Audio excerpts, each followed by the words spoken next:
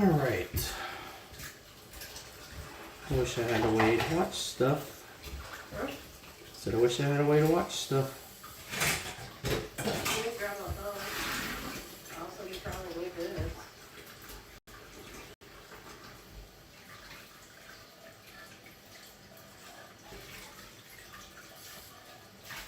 Ruin you?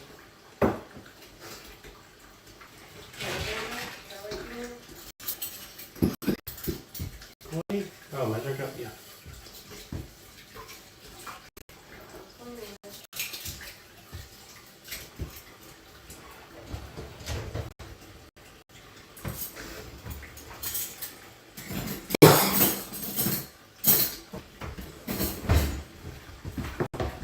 I don't know how loud anything is.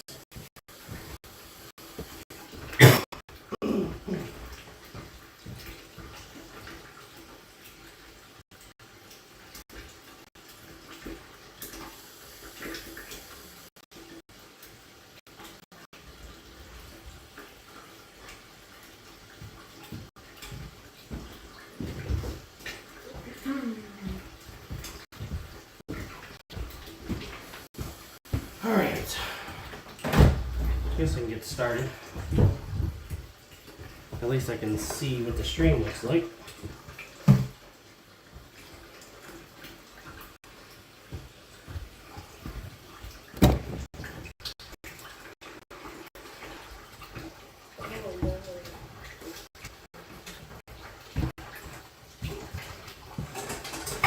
Hopefully it won't be too loud with the wife in the background.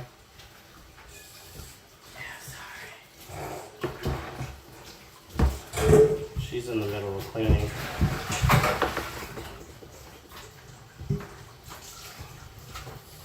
And I'll have to go back to my room periodically to be able to see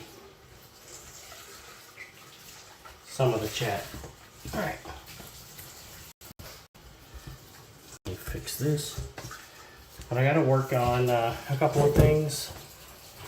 First, I'm gonna start on making some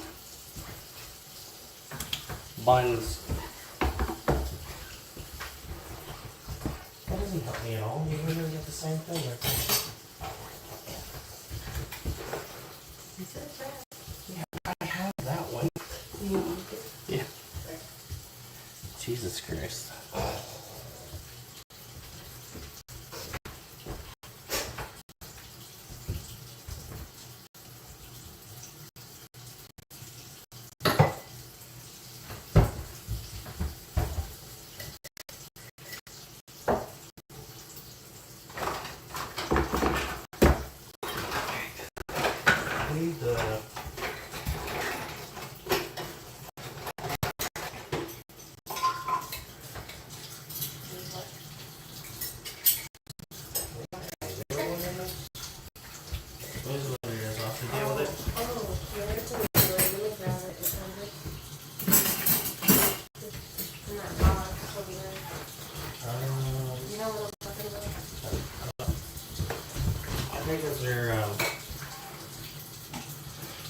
I think those are too small.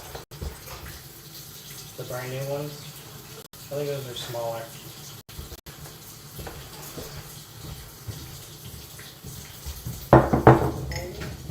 Yeah.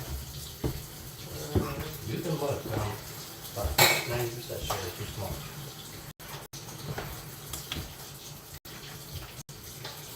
Alright, let's see. Small.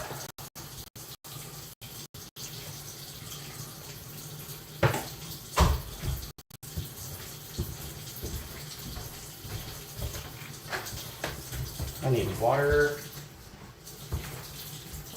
Do we have any purified water? Yeah. It's just cold. Just make some more water real quick. Not that I guess it really doesn't matter. Where'd the milk there is?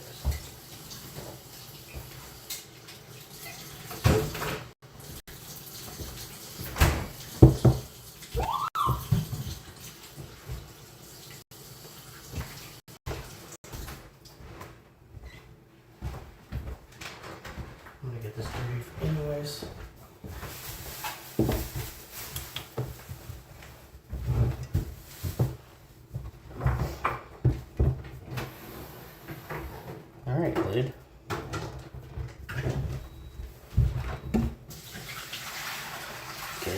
off the other wrong way. Got it.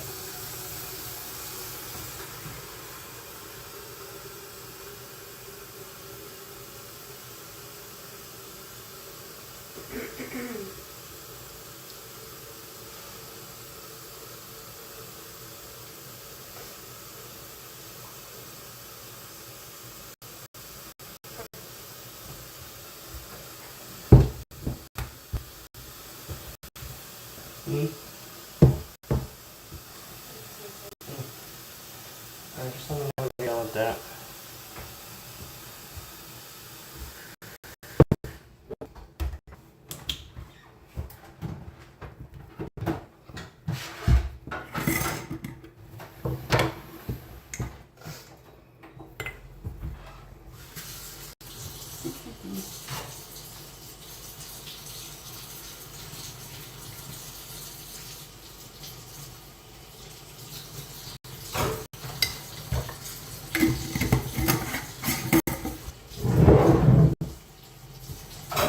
I think one batch should be enough, shouldn't it? What? One batch? One batch to be after the buns? Yeah. Because you make usually 9. Maybe we'll make 2 batches. I don't want to make 2 batches, but we can. After everybody's gonna go 2 times. Because the buns are good.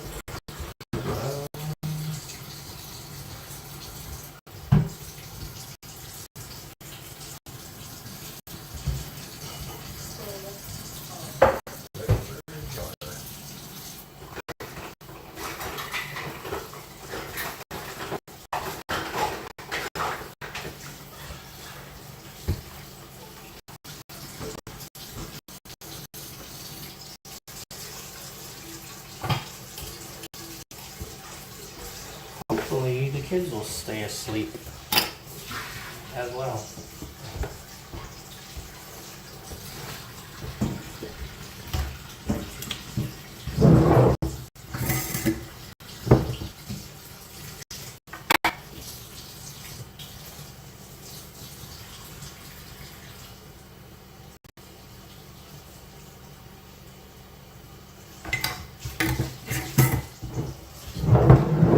There.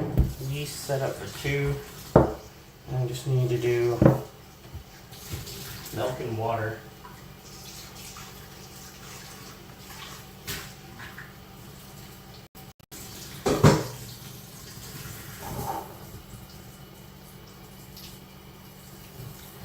Currently the water is being purified, so we gotta wait for a minute. I guess I could get this real fast.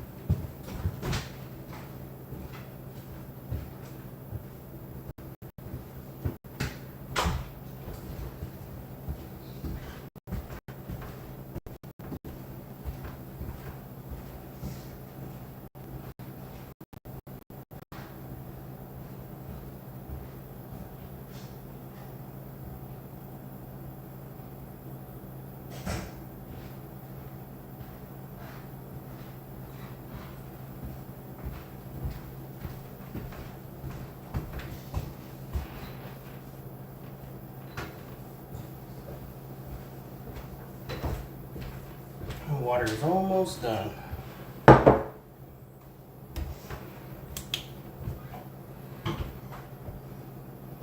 What did I do with my drink? I don't know either.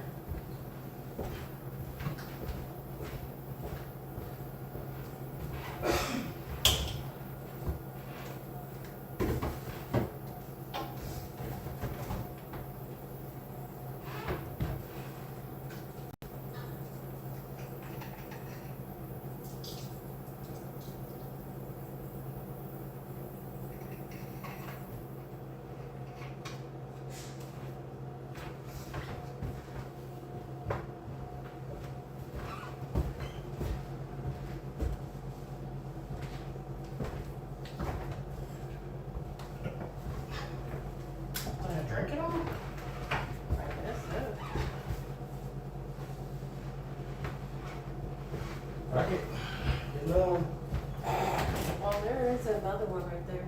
That hasn't been touched. There's that That's one. fine. There's one right there. Yeah, but instead I'm just gonna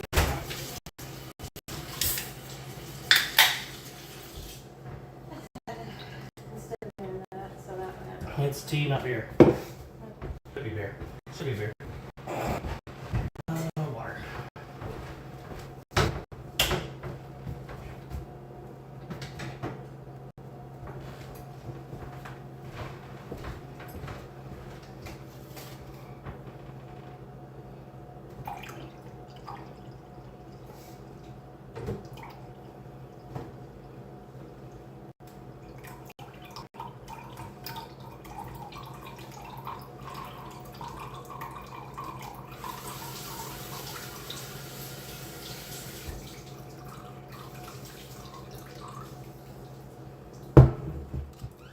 Close enough.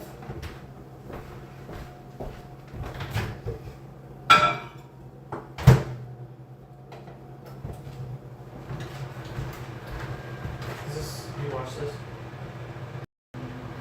Oh gosh, just in case.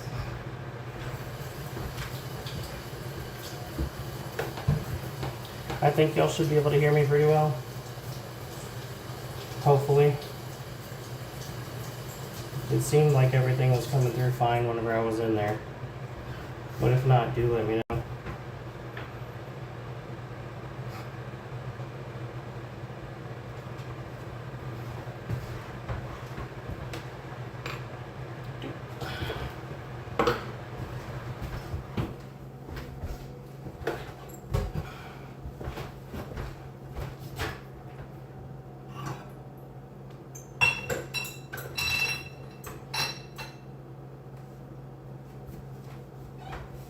Perfect. Shit. Didn't mean to slam that.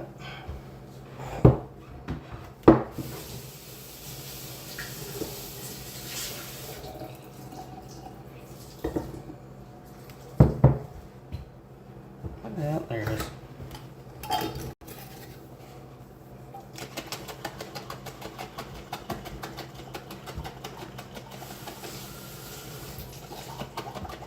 Alright, there's one.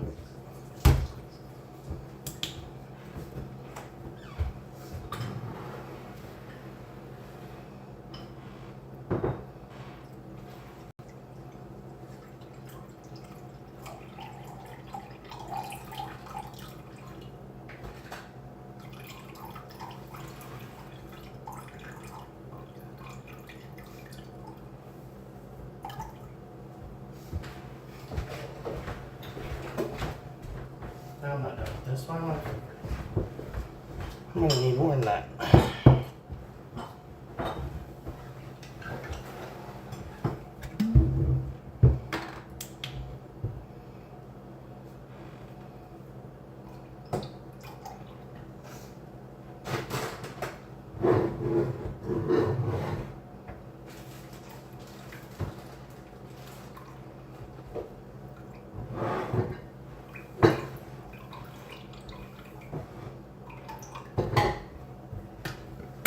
I need more than that.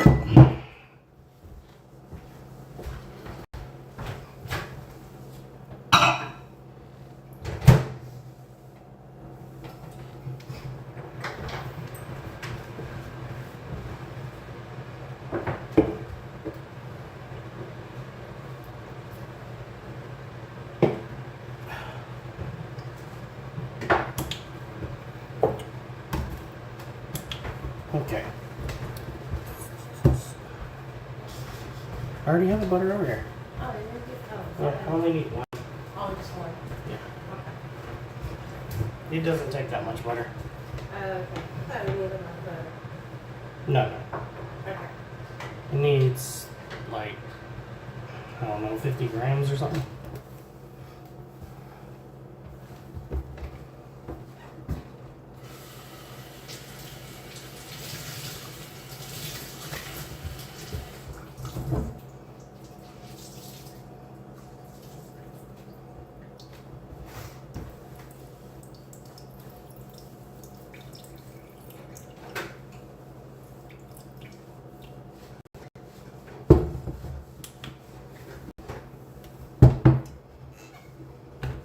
gonna have to go get more milk too. I believe it.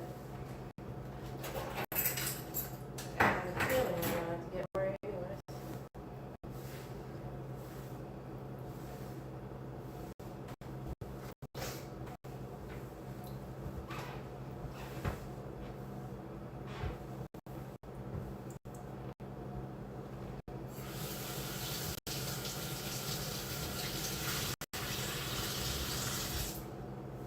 There we go.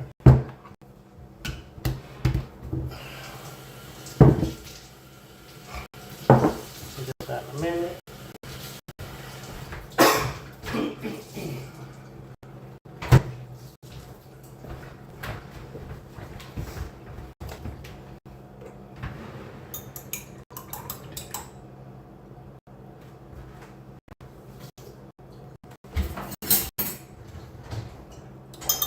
Good.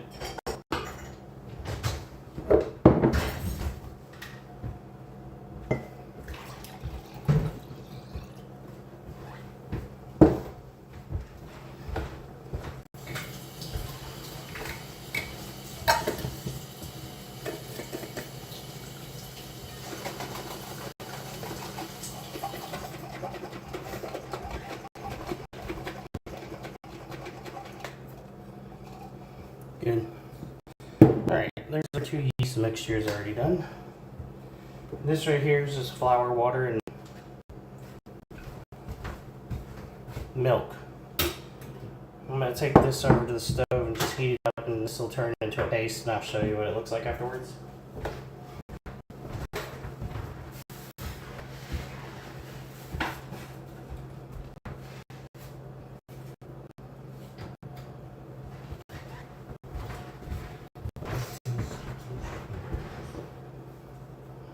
Take this off. You're not done. No, I'm dying. Give me those 2 little, like, glass.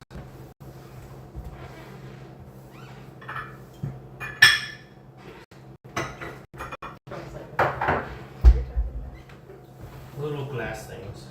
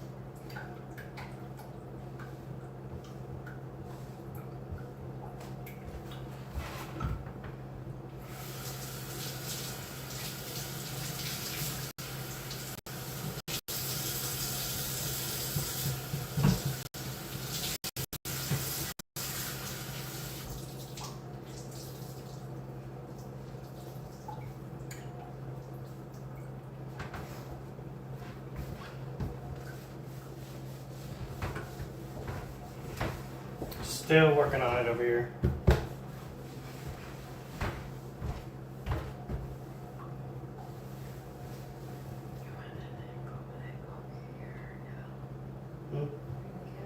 No, it's plugged in. I'm gonna leave it there for now. Well, it could be plugged in over here too. Yeah, but then I have to move it again because this only takes a few seconds. Well, a few minutes. I just have to heat it up until it's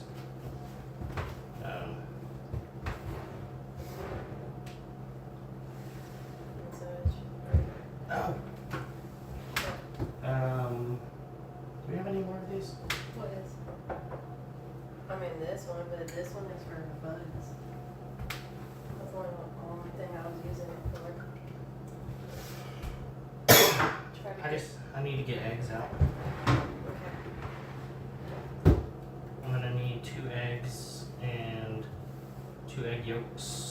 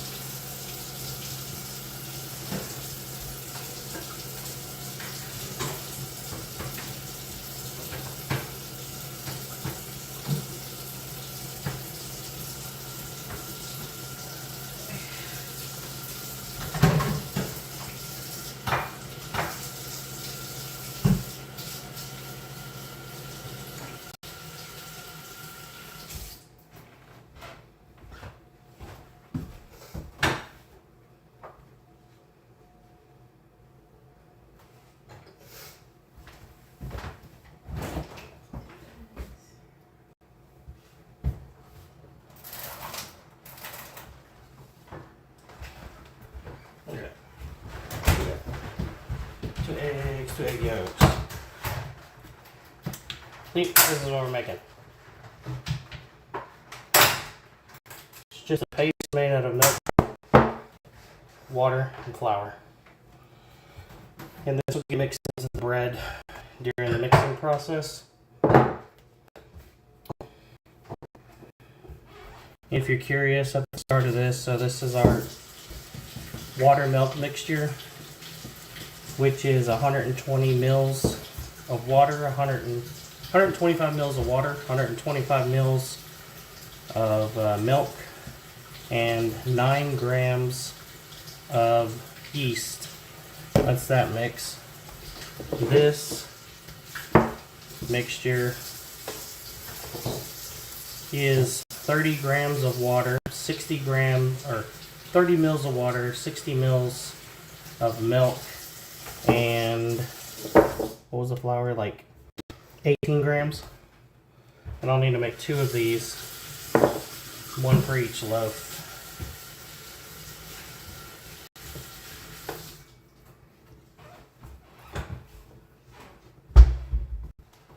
You need this thing on or no? Yes, I'll be over there in just a second.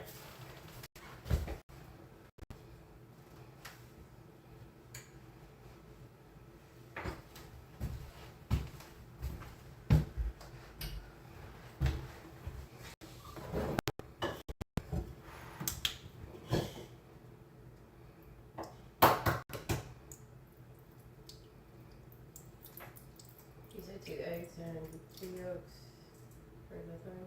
Yeah, but they need to be split up. That's what I figured. So it's 1 egg and One 1 milk. egg yolk, Mm-hmm. and then the other one is the same thing. Yeah, I get it.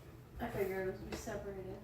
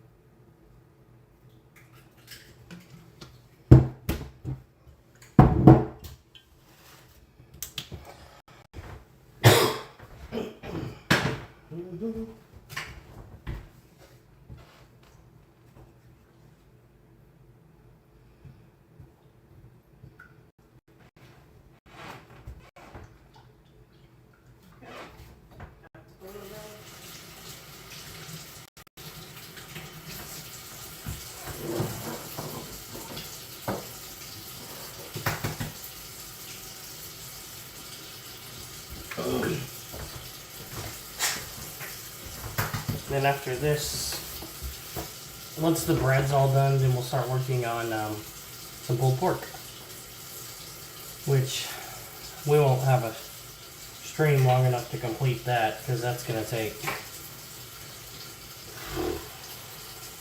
10 to 12 hours. Mm-hmm.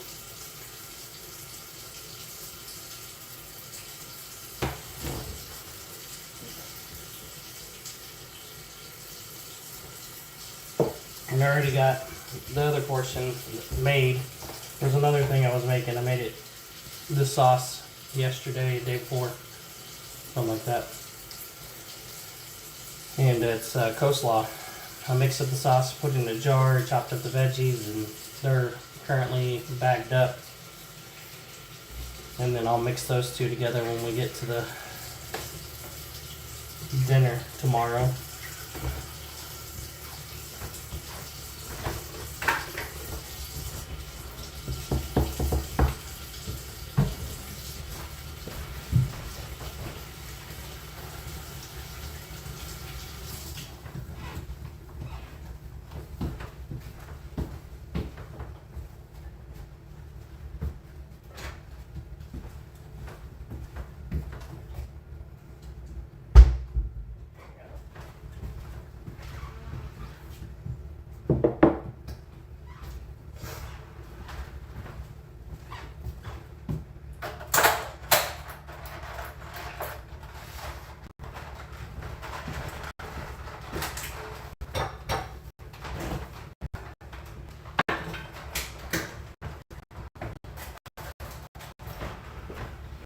There we go.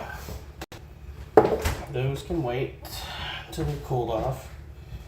Those are our egg mixtures. Let's see, we don't need the water anymore.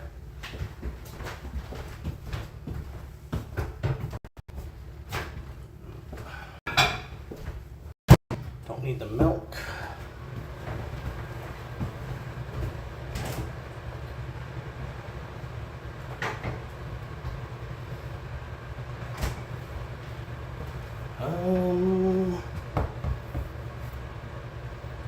Don't need the yeast. I can go back.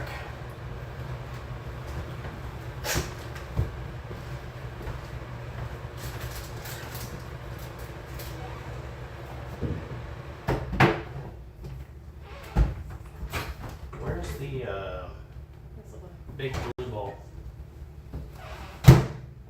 Is it being used? Shouldn't be. Let's show.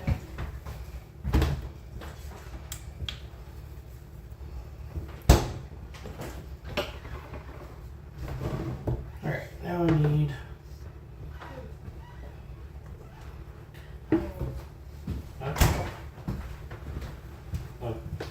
525 grams of flour. Hopefully I got enough flour, because if not, it's gonna suck.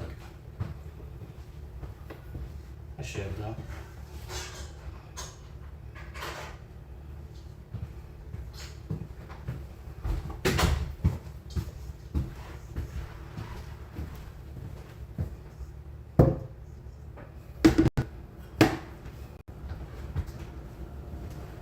Fucking stop scale.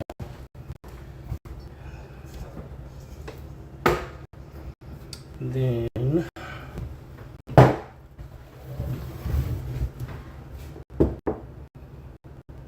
Need salt? yeah.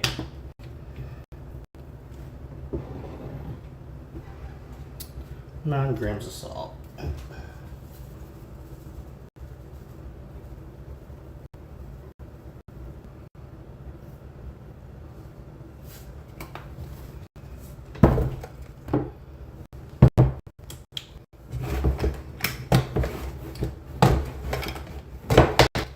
Grams of sugar.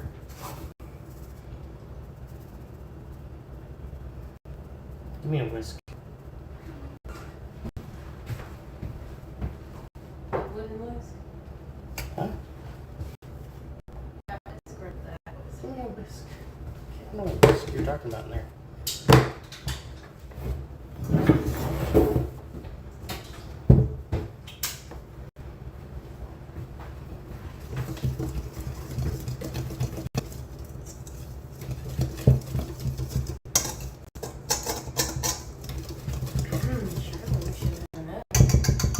Yeah, we do. Set this over there and let me get this second one up and going. Then I should be done with all the measurement shit. Again, 525 grams of flour. For whatever weird reason, I kept thinking 440, but that's when I was doing the sourdough. Jesus. Yep. 0.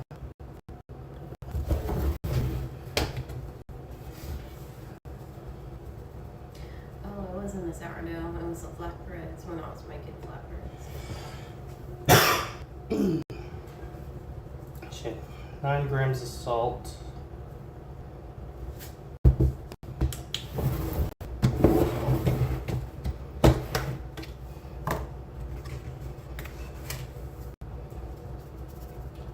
Grams of sugar.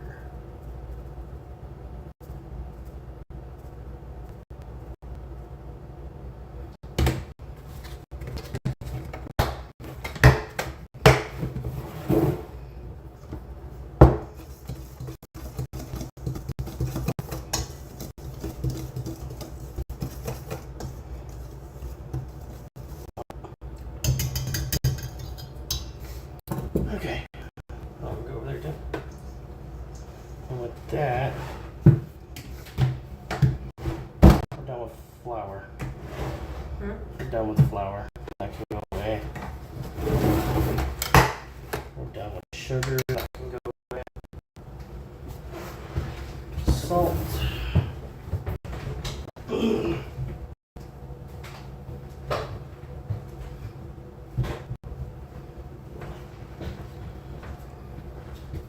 last thing I need to measure out before I put the scale away.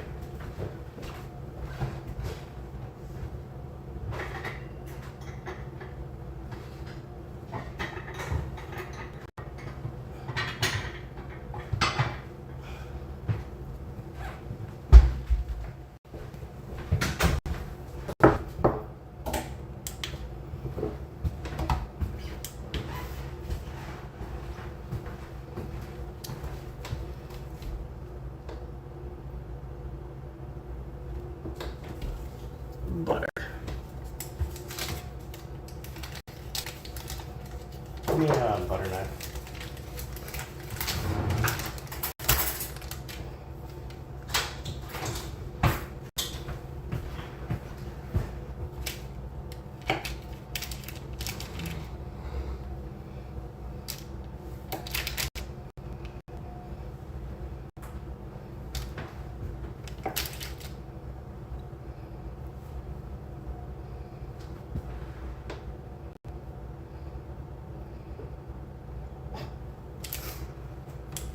$35 grams of butter.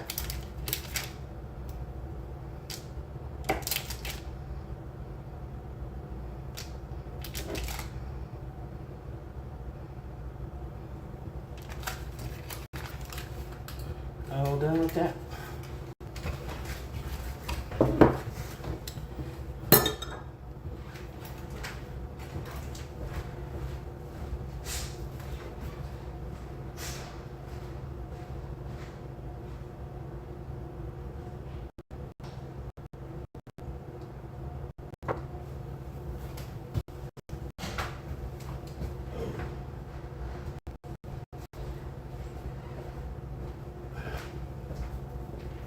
Now the only thing I don't know is how loud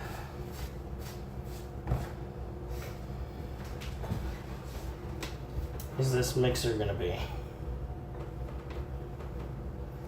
I might have to have you go and listen to the stream. Just take your phone and go listen to it and see if it's really loud. If it's really loud, we'll just mute it. Okay. And so we're done.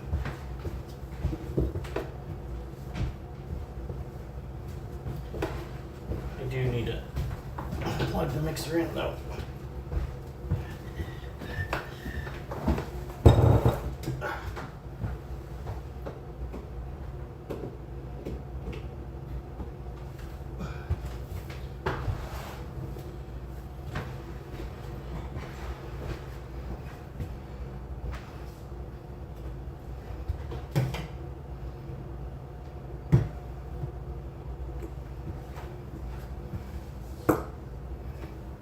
I think I'm done with the scale, but that's aside for now.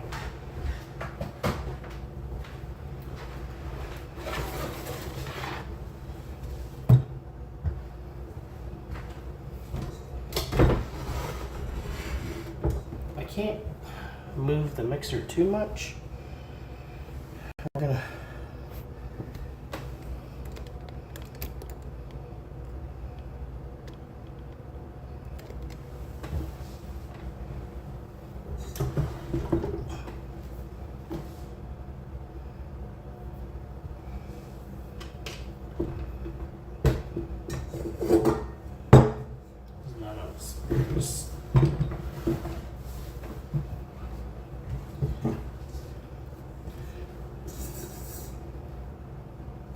Alright, I'm gonna wash this real quick.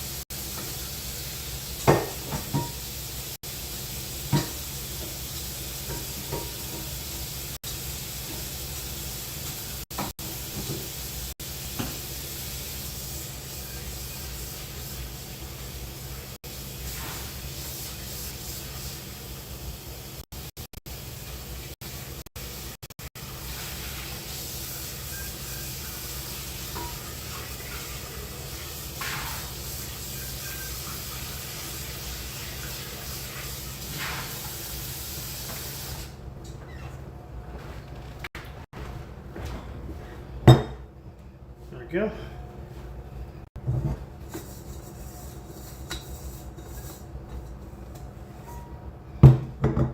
There's that.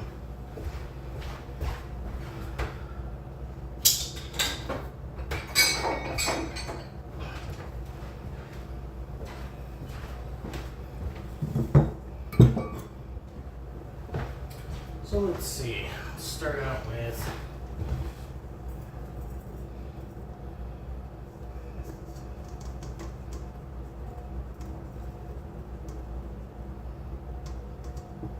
there's our flour mixture, flour, salt, sugar.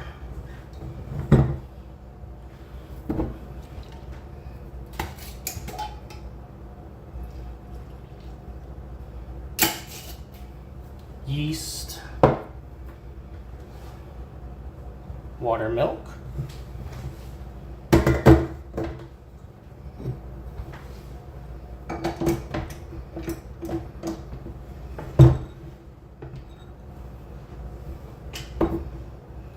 all right. I got the wife watching, so if this is too loud, I'll go in and I'll mute it, and we'll just go from there.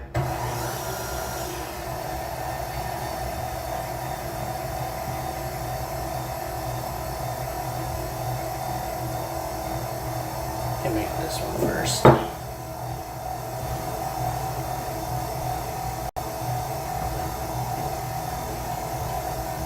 Is the wife still on the discussion?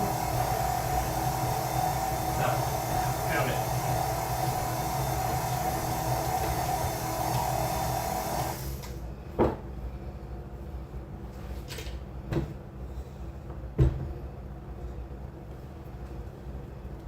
Still a little on the warm side, but should be alright. It's cooled down enough.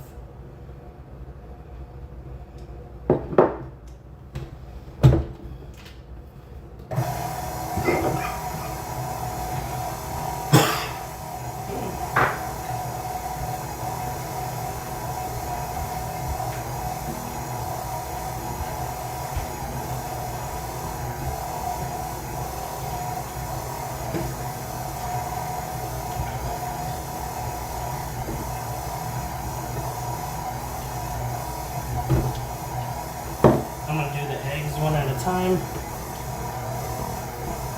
Let them kind of mix in a little bit.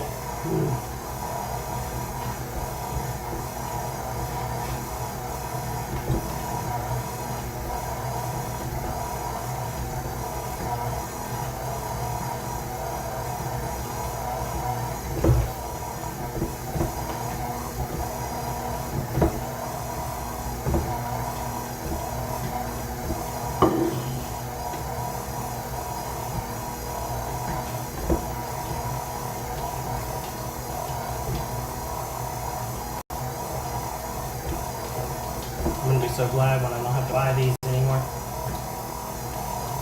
We've been getting our eggs from one of the locals that's raising them. And our chickens will be laying eggs probably, I don't know, October, November.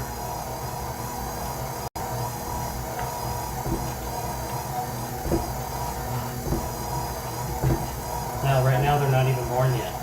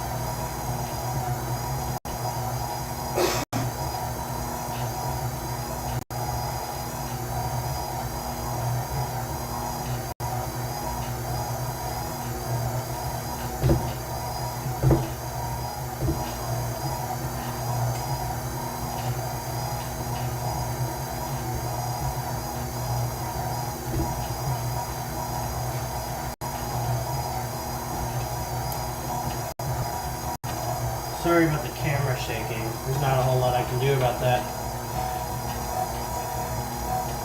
Unless I pull the camera off the table. But right now it's plugged in and I don't want to unplug it.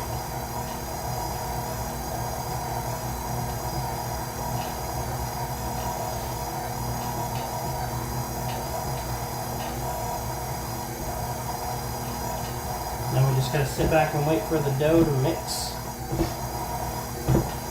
While we're waiting, get this bowl ready.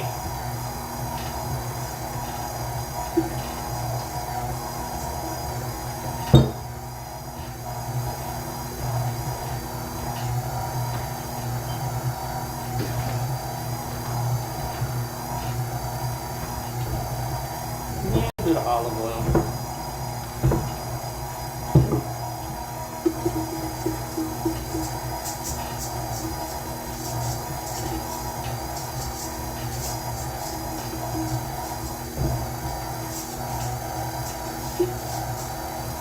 Hopefully keep it from sticking.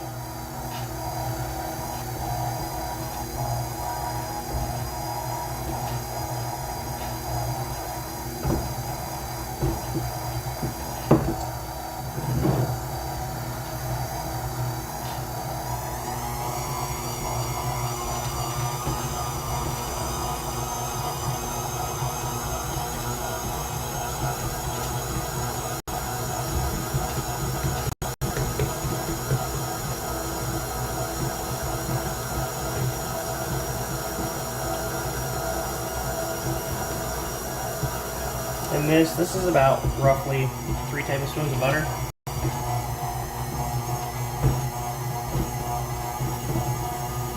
When adding it in, you want to try to do roughly a tablespoon each time.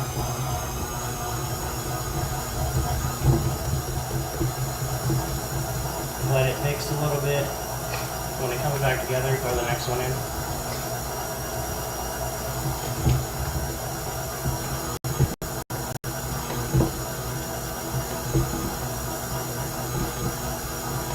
That helps a little bit on it.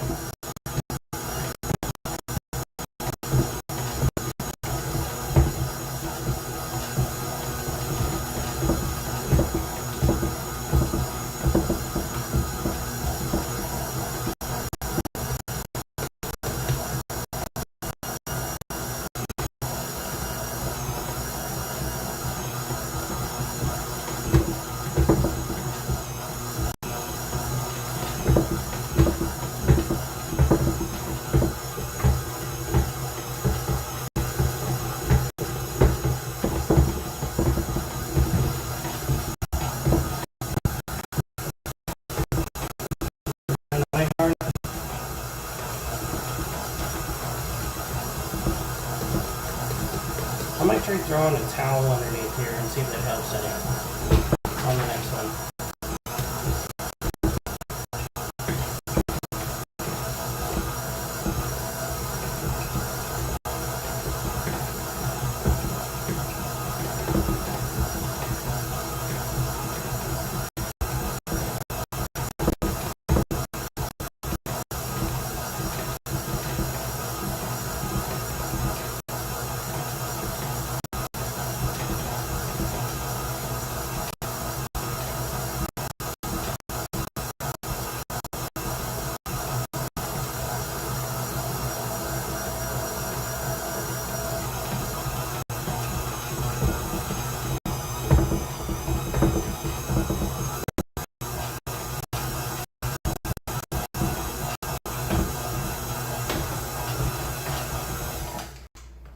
Okay.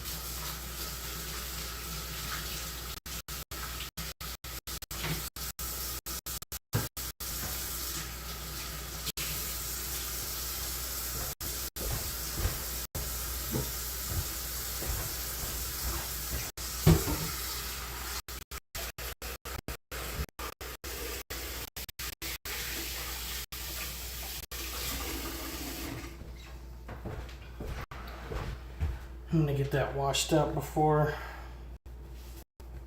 I move on to the next one. But can't freaking touch that now. There we go.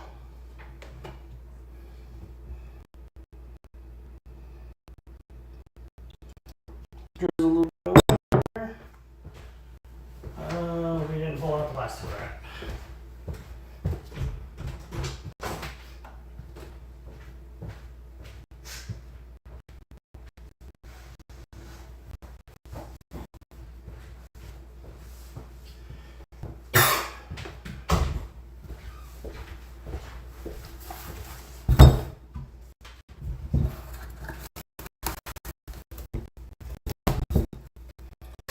Now, this will go into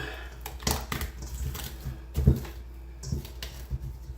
warmest place in my house for an hour.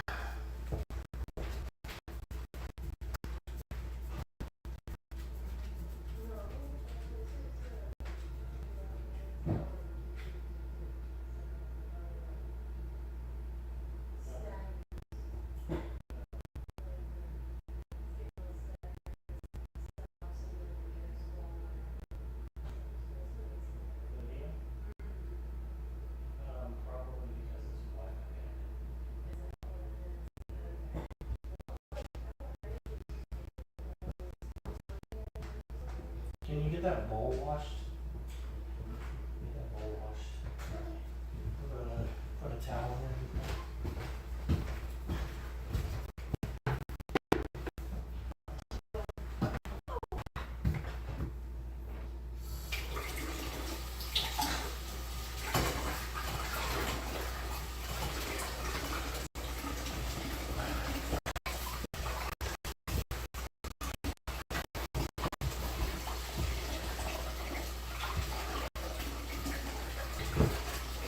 Alright, let's see if this helps.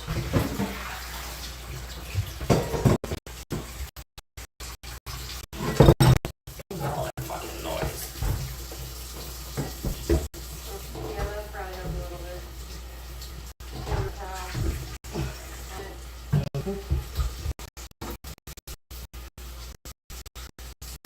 I mean, the biggest problem is it's sitting, the camera's sitting on the same thing Yeah. that's mixing. Right.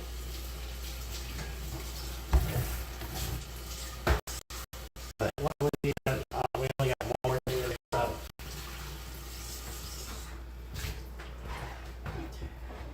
It's right there.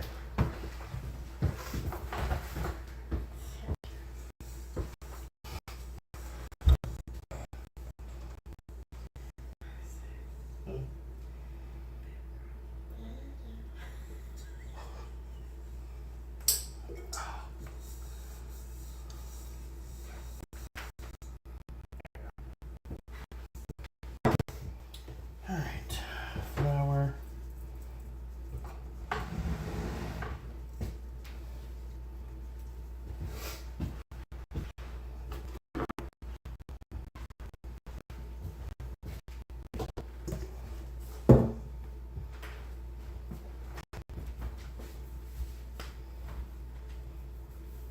YouTube's off.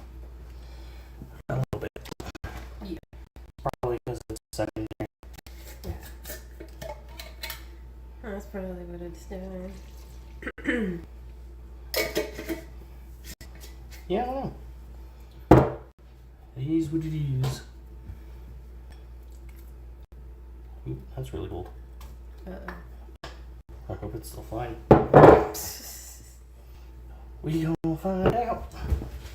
Sure, they should be able to make some dough out of it.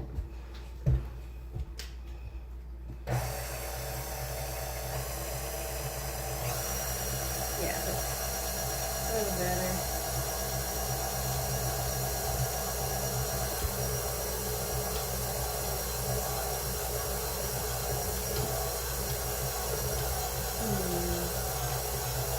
There's only so much I can do since the table. If I lean on it though, it has a tendency to stop the shaking a little bit. Yeah.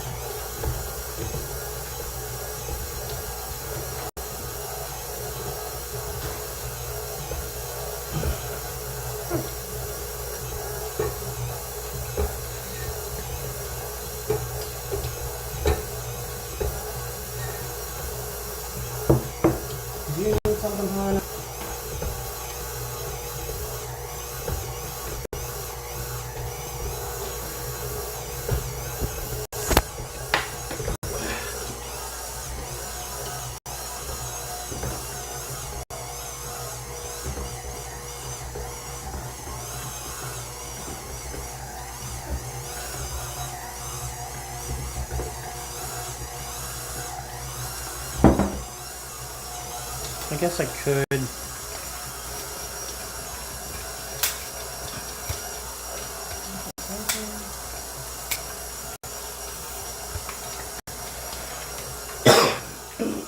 Well, it should be good.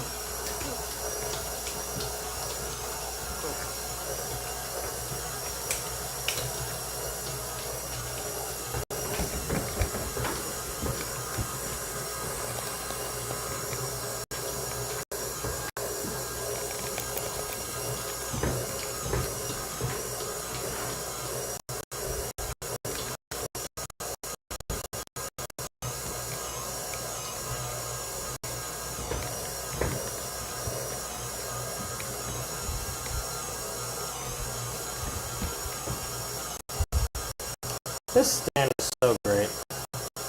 That thing? It's so glad we got that. It's so handy in many ways. I was being sarcastic. Yeah.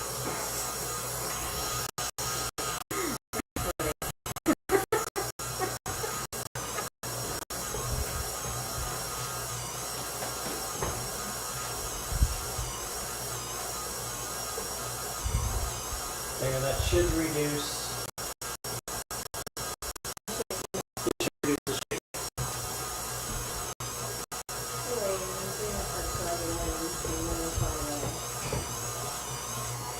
It should be fine. The shaking will go away after.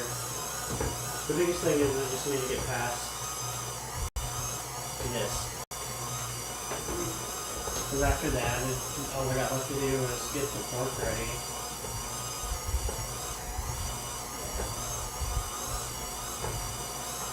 If you're going to use those rooms anyway. Yeah. Those are next on the list.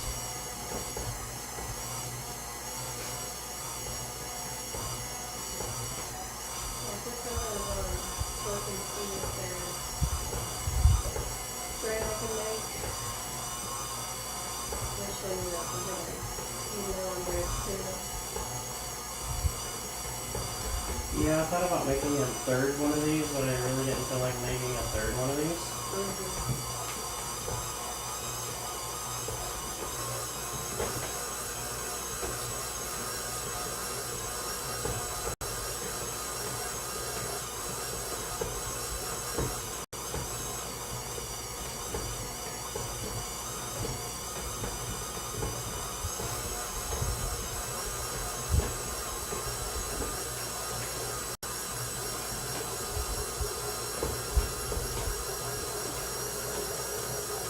Coming together a little better. That's it. Yeah. Flour is weird.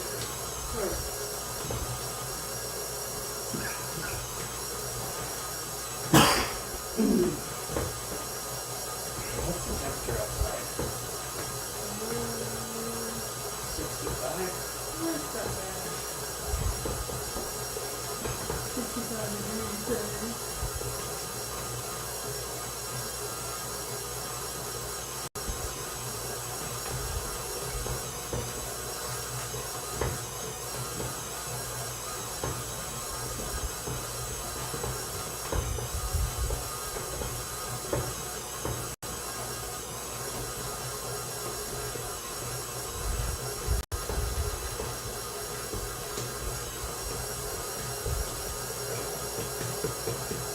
Got one more tablespoon of butter to go.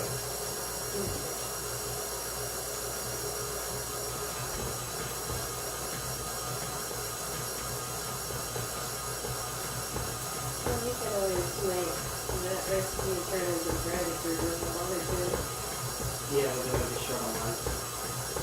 No, like if you wanted to make a batch, like if somebody wants to take this recipe and make this as a bread, they could do that, can they not? Yeah.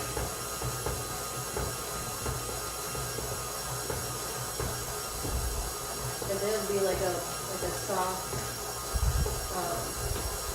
soft bread sandwich. It's a buttery bread. Closer to like a brioche. Yeah, brioche. It's not quite. It's in that border. You could toast it and make eggs with it, or make a steak sandwich. That would be also really good still haven't even eaten dinner yet. Oh, I'm not really hungry. You can always eat. As hamburgers make. That's fine.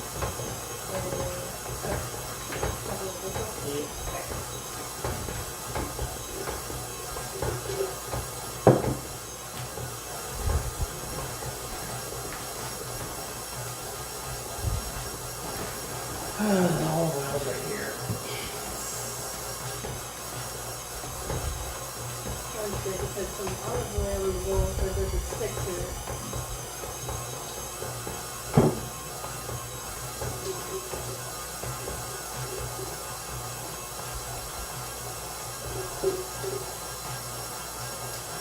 Oh yeah. You gonna have something? Yeah, I didn't set a timer. Just set one for 1 hour. Yeah.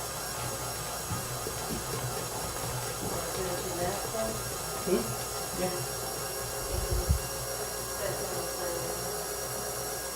Started 1 hour, and that's starting now. Yeah, turn it on if you want.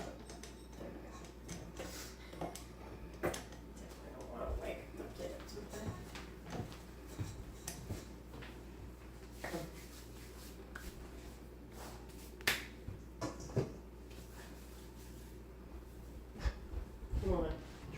What the fuck is Oh, yeah.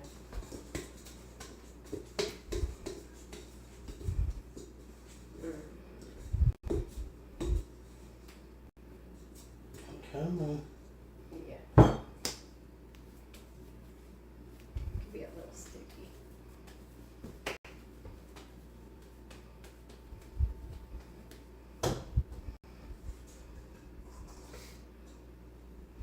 If there's any big pieces get out.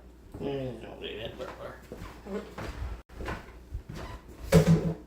Alright. You don't need the head.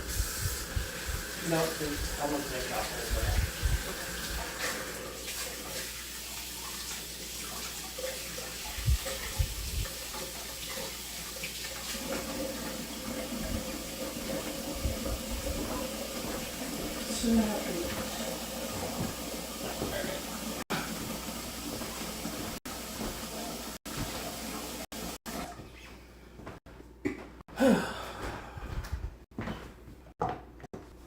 There's that.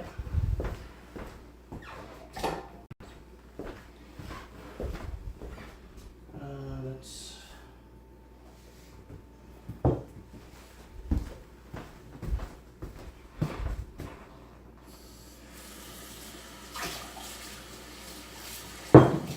Leave oil on top.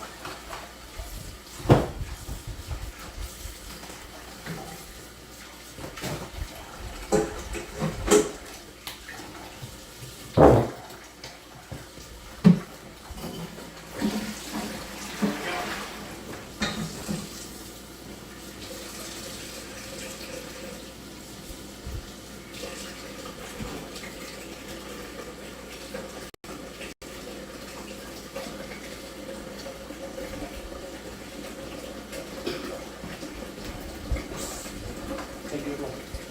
Set a time after 1 hour.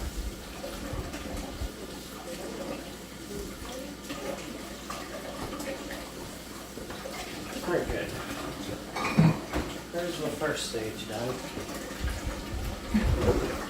Get all these dishes out of the way.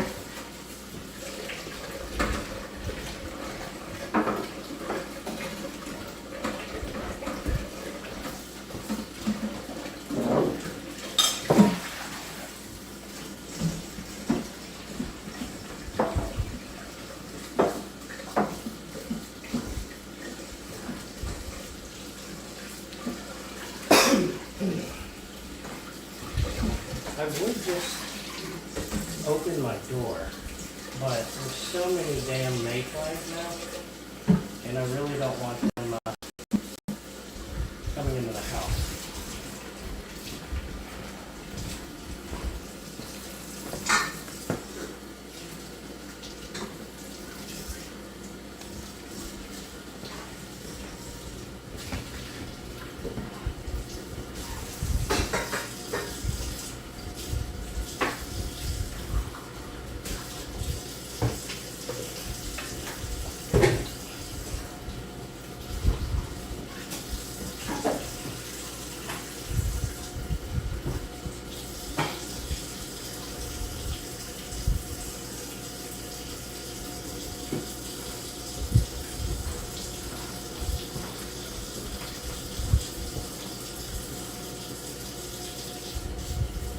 next thing, if you want, I can take you out. Next thing I'm going to go do is start the grill. Or smoker, whatever you want to freaking say.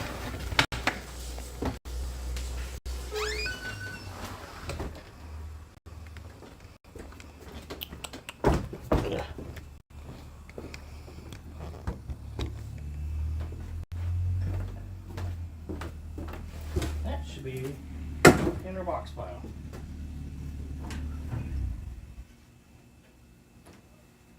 And this was knocked over. Great.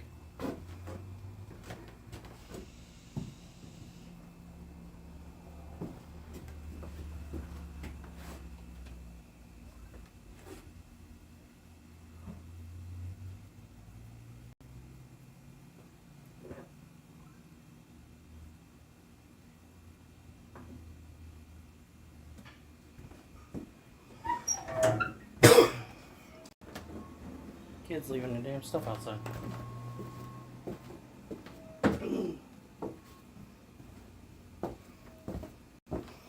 Alright, so I'm just setting that to 250.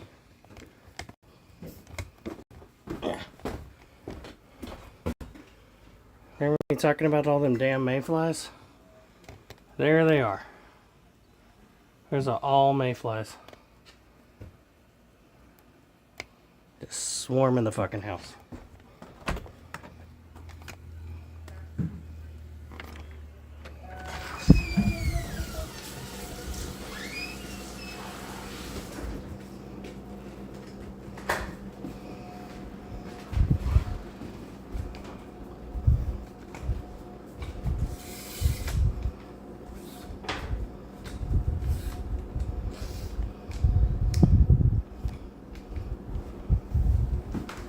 Getting it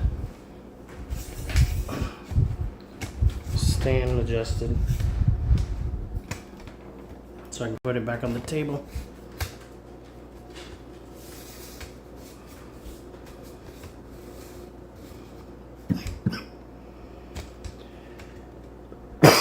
Fuck.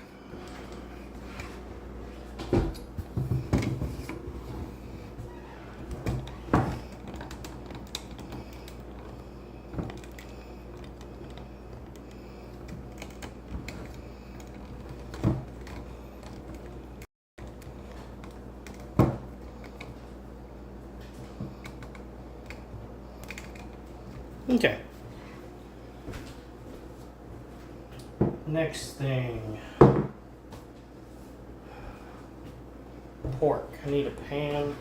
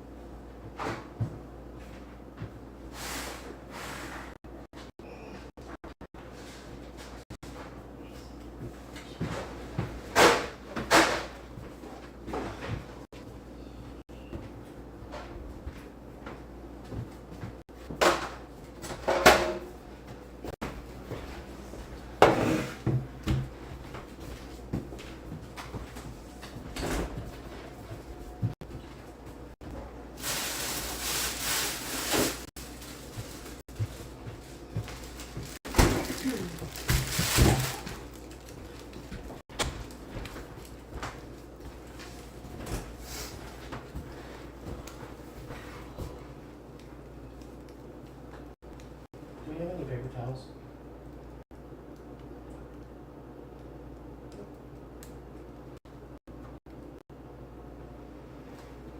That's gonna be irritating.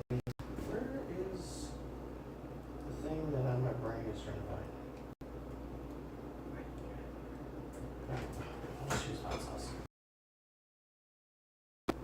Mustard.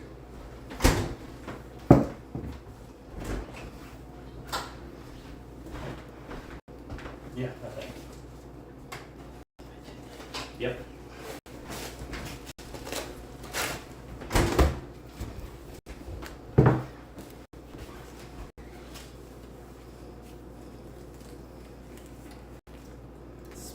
Spoon. Knife. I mean, it's just, yeah. I also need a knife to cut this package open.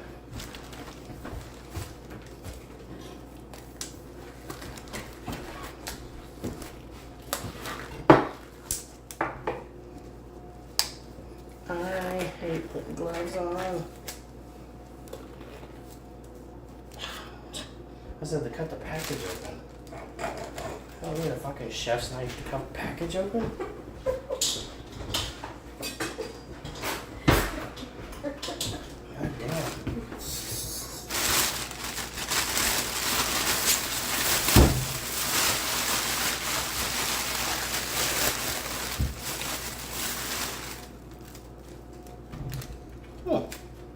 Huh? The juices are relatively low in this, which is good because it's irritating. What?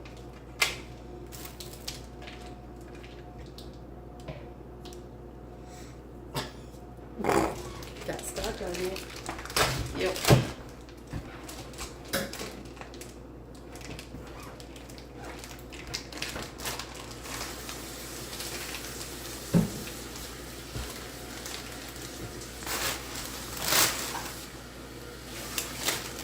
Okay.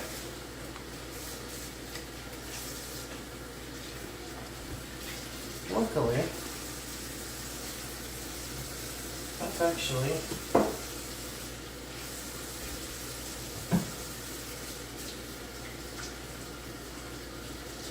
pretty nicely trimmed.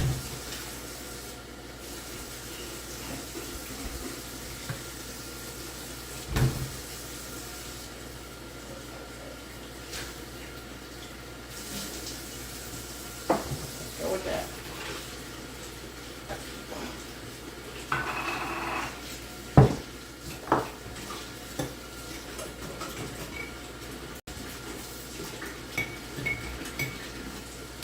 So the mustard is going on here, and it's going to act as a binder for the seasoning. And you can use a lot of different things for it. I like mustard. I've used hot sauce. But for seasoning, I'm going to go pretty simple. So one of the things that I like using as a base is this one. It's Heath's garlic jalapeno rub.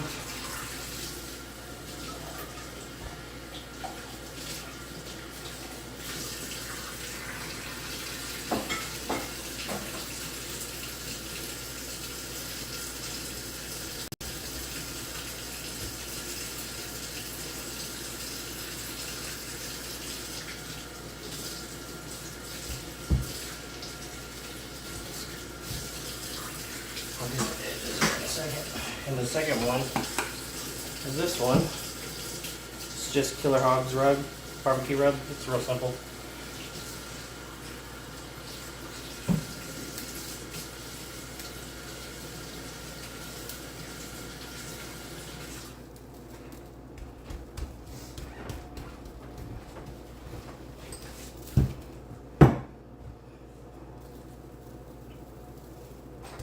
All sides seasoned.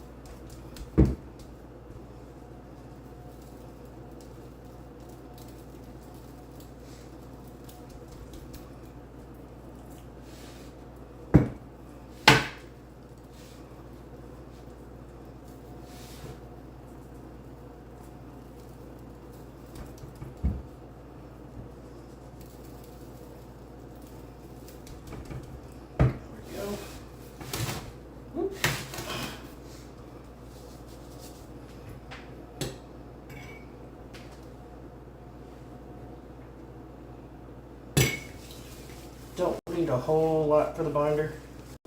Just enough to give it a nice little coating.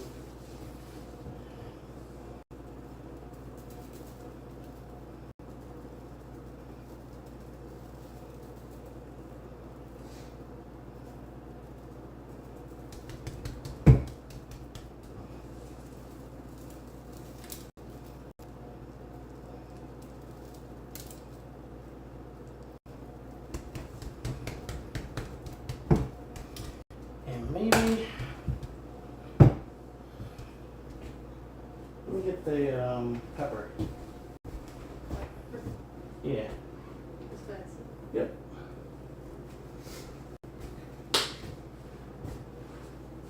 This will add a nice little bit to it as well.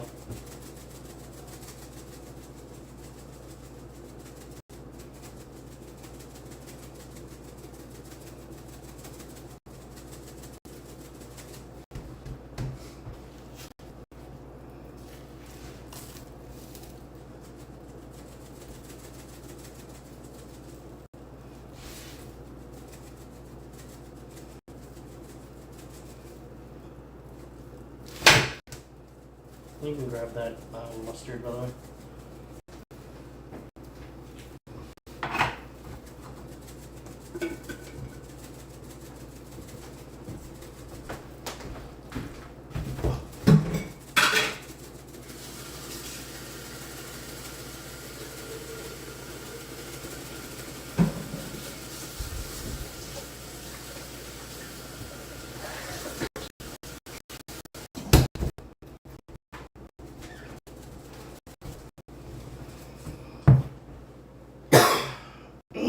Good old pepper.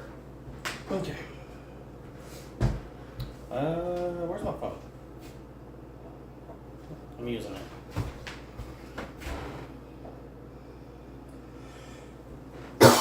I just needed to see the temperature. God. Okay.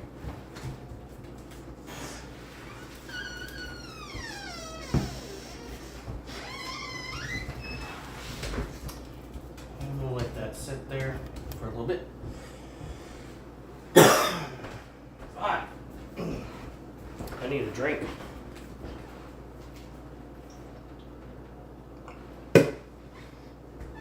Ugh. I hate spring. It's too much pollen in the air.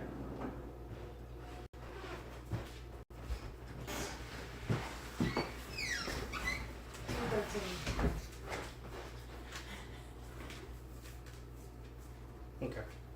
That's where it's at currently. Hey Google, set a timer for 15 minutes.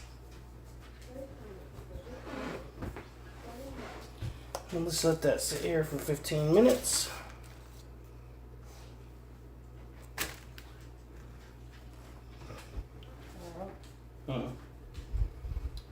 And this is all trash. I'll put on another set of gloves here in a minute.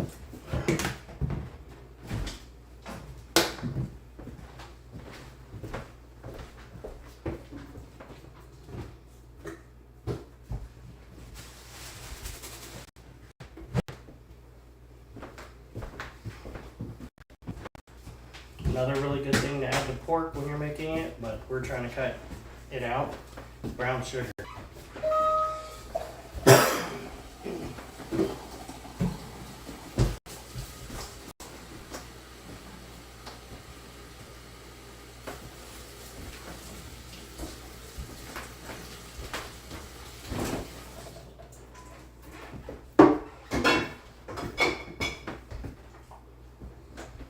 Alright, I'm gonna run to the bathroom while we're waiting on this, so I'll be right back.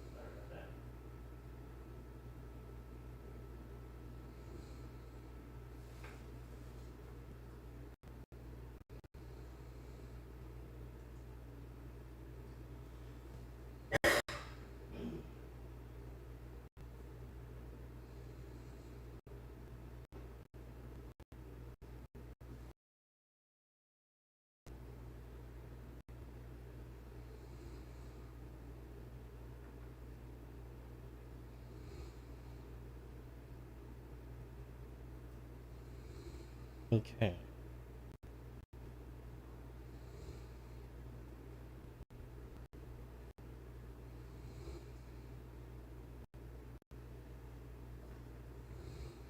I just remembered I am technically here, even though I'm next to it. I could at least be playing something.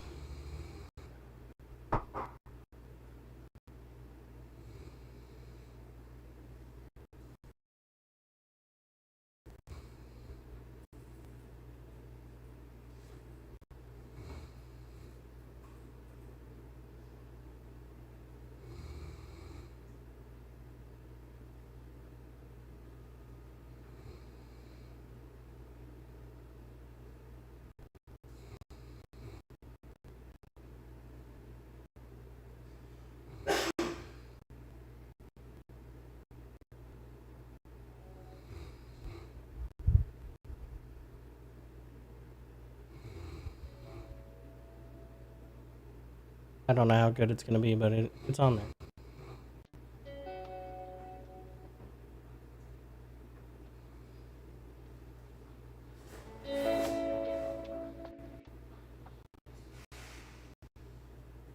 Working on it.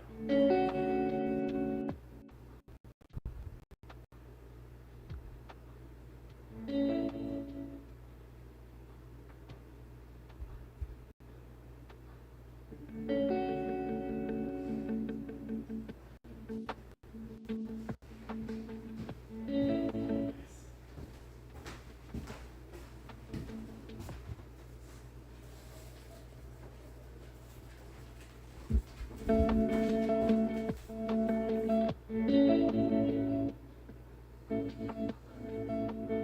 am adjusting it. That way it's in the background.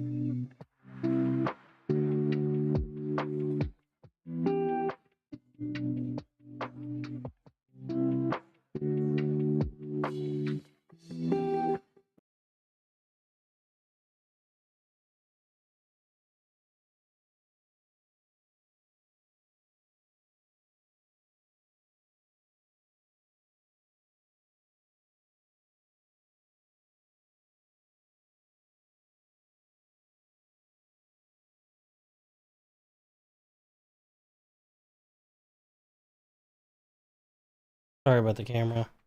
Dogs just.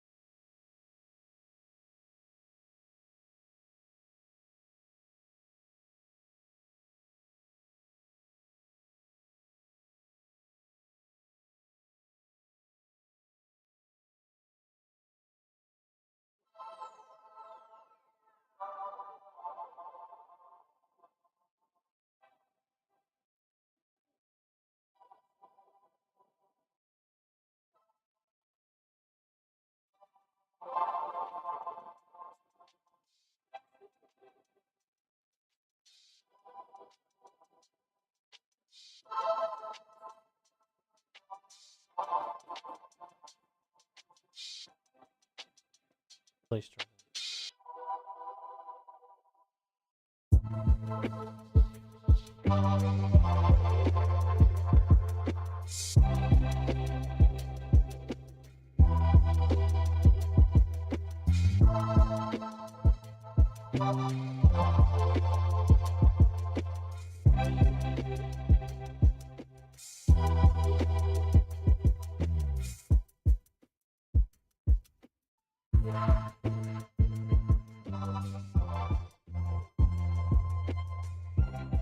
Come on, I just needed his background music. Jesus.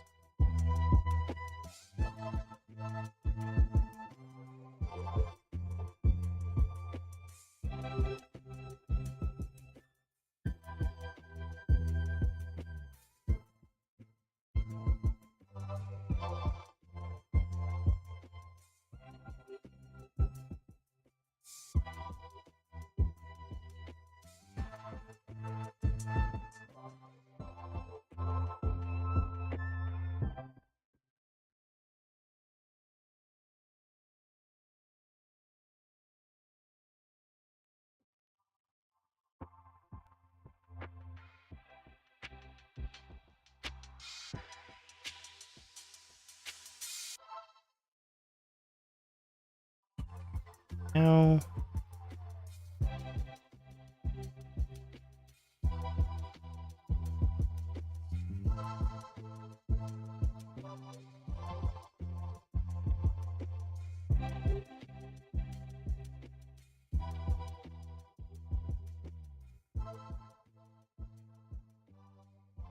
Alright, I'll just have to have y'all let me know if it's too loud or don't care.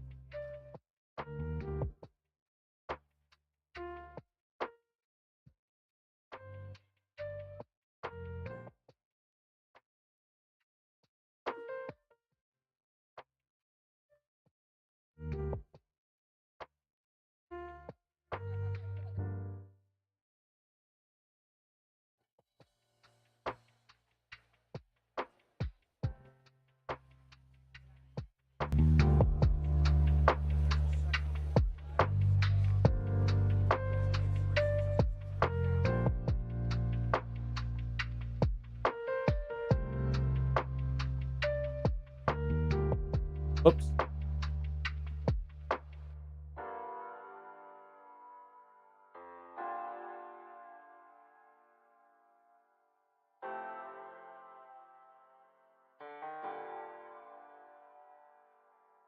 It's almost time to throw that back on the smoker, so we should be here shortly.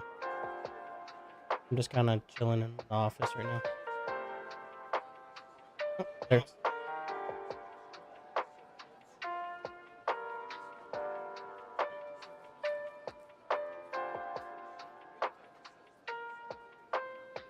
Timer's going off, so we'll go put that on the smoker and we'll go from there.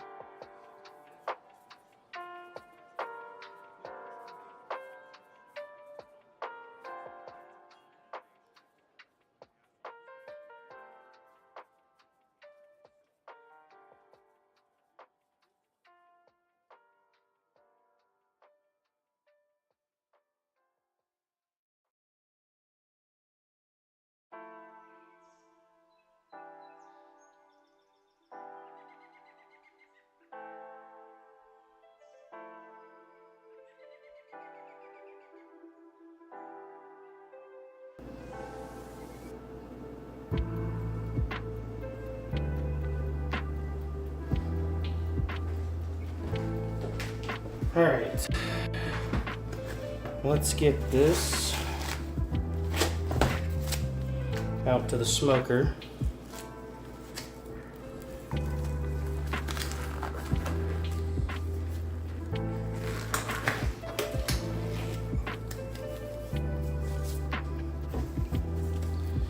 And I would carry y'all out there with me, but it's too much of a pain. Especially carrying this pan and the camera and all that. But I'm going to be smoking this at 250 for probably the next,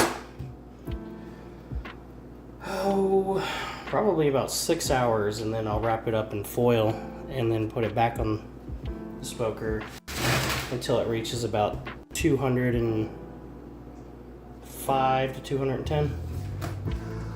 I'll be back.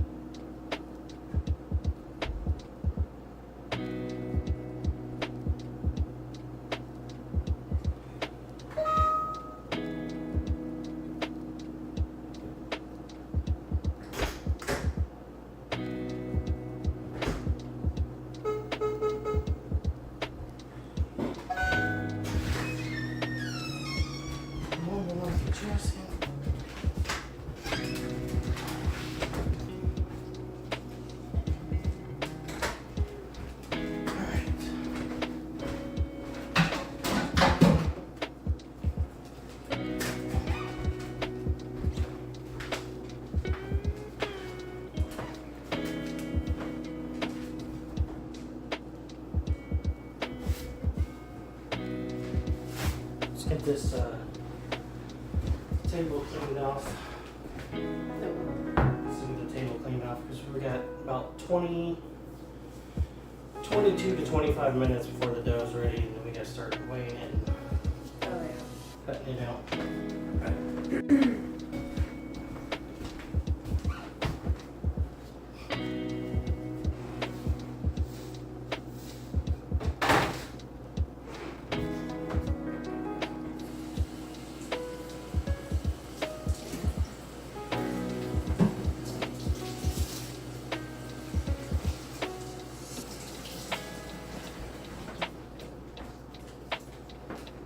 Okay, the screen's gonna go black here for a second.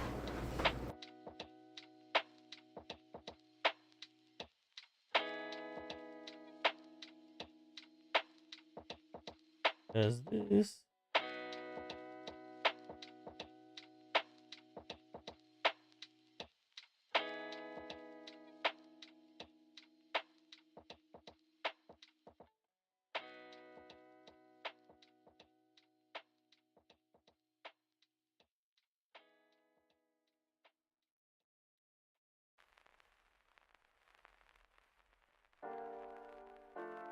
There we go.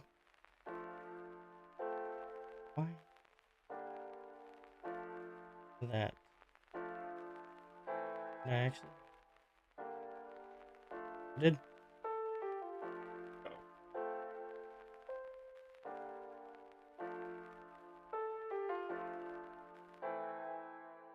That. So we got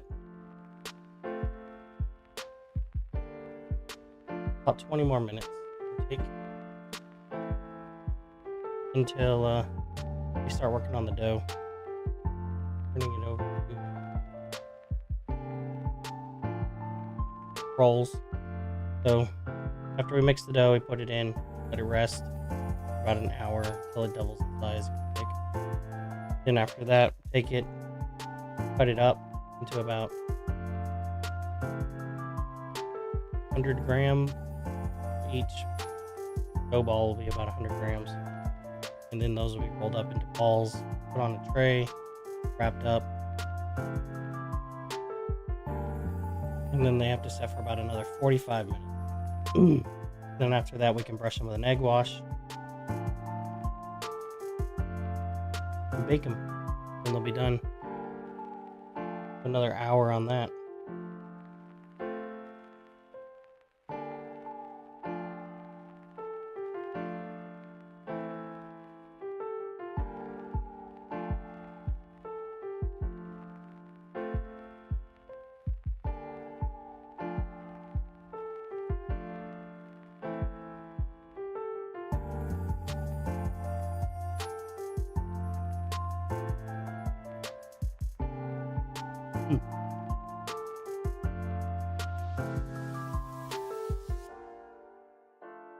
My desk off.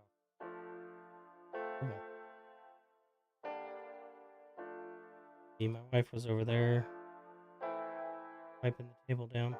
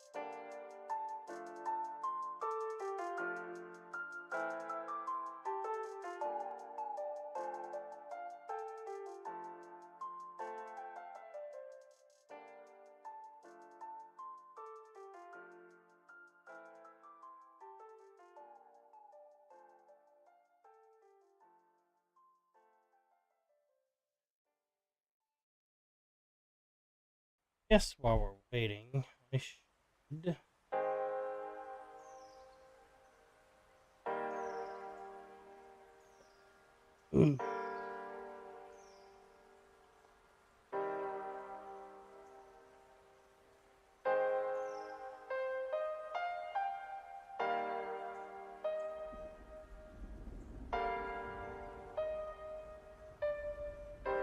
for anyone who doesn't know, over on Twitch, my wife and I did start a channel. We're gonna be kind of focused on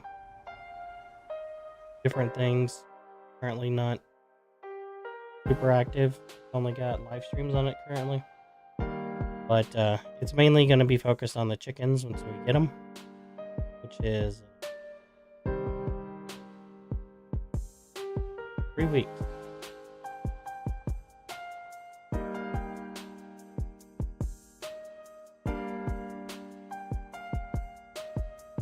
or take. I don't know exactly when they're going to be arriving. They should be here sometime around the 12th.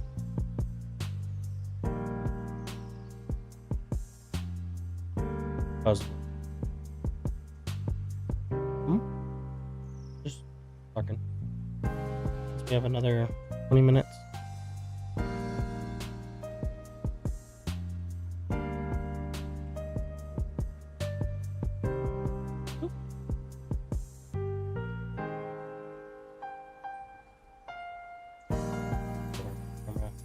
For now.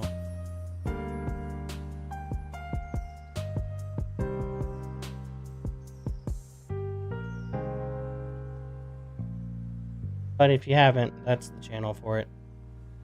I know my wife is wanting to get into soap making at some point.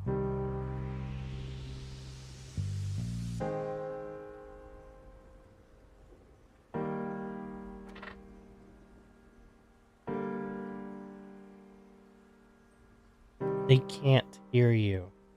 This mic doesn't work like that.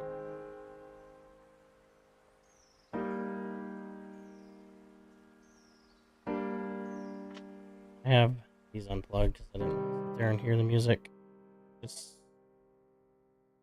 set it off to the side of the computer. No.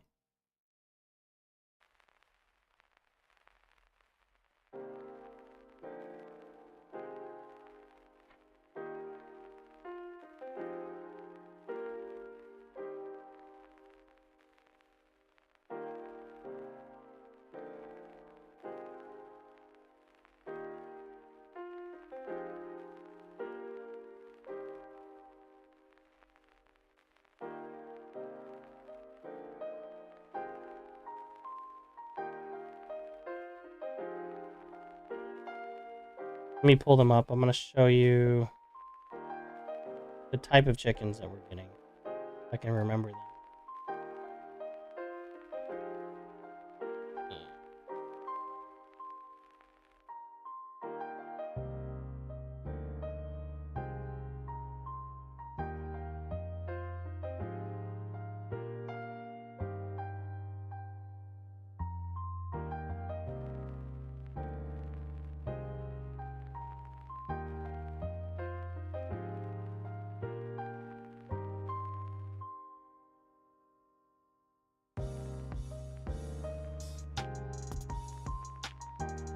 It's funny that you keep talking, because they can't hear you. I know, but they can't hear your question, so... But... 2 of them do. I'm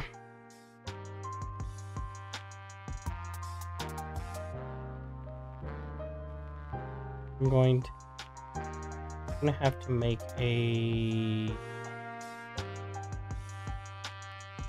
Turn that camera off. Turn this camera off.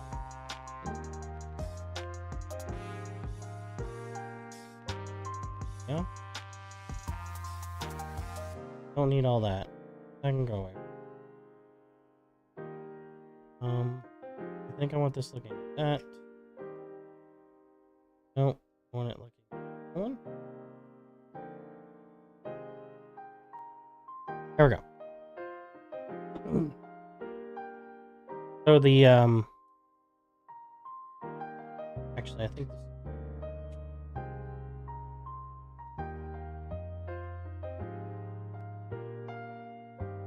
this these are the chickens that we plan on getting. So there's the golden Wyandotte, which is a medium laying bird.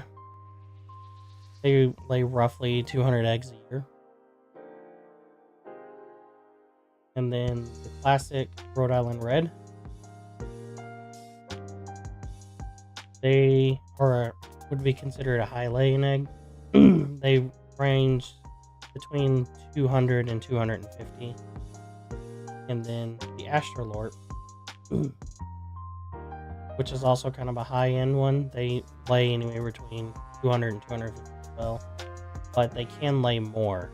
The record holder for eggs laid is 364 eggs. It was from an Astrolorp in a single year. But they're They're pretty.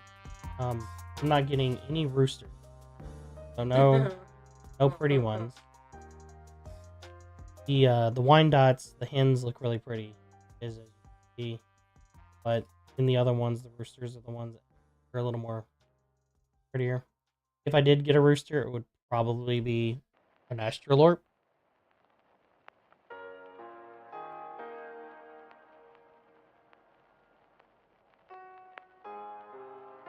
But we will see on that.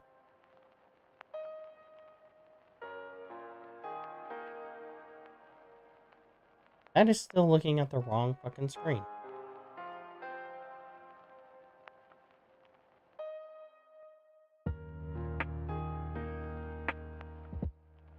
Oh, this is the channel I was talking about. I was the hell out of my.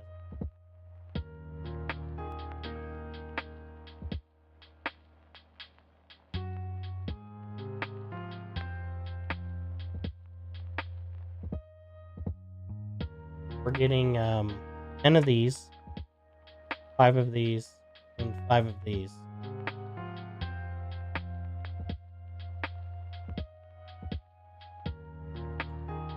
You would think I've never streamed before with as many fuck ups already done in the last 5 minutes.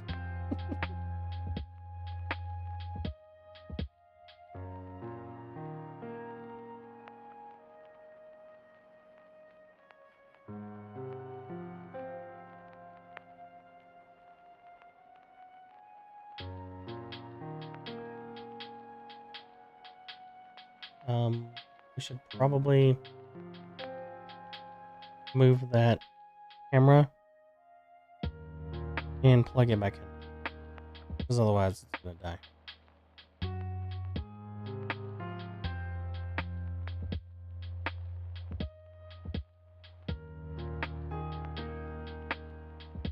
You can put it where I had it originally, just put it over there. Take it, move it over, plug it in where it's at. We'll go from there. Really eat something. Still haven't eaten.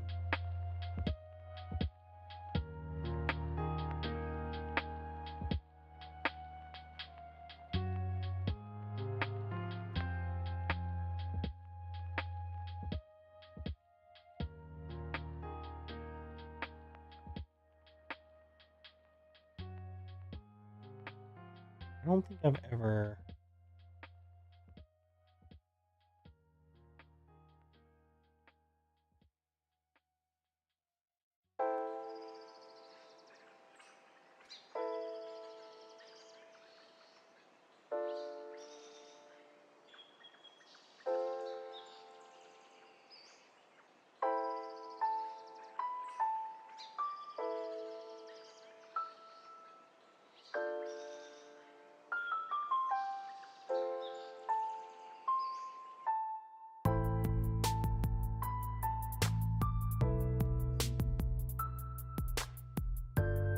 Oh.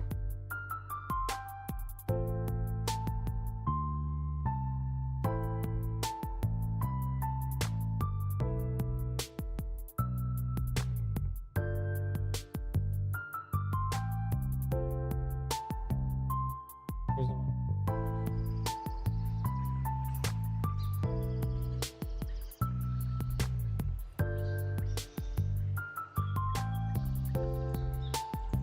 That's pretty damn.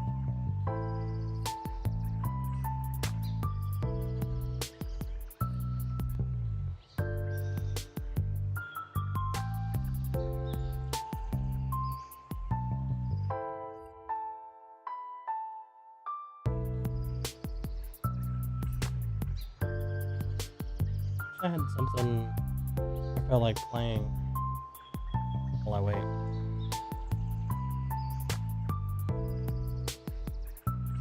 Because the only other thing we could do would be start cleaning.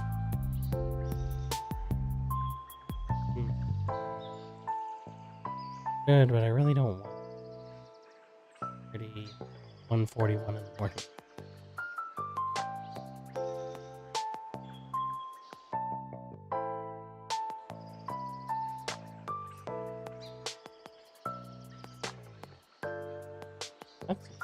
Well, I guess that's technically not surprising.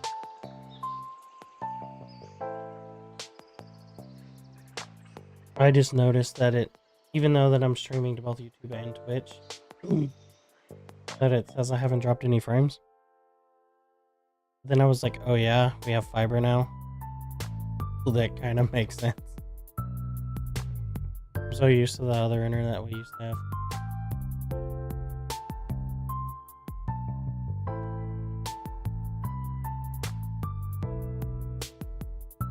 What's the hatchery rebuff?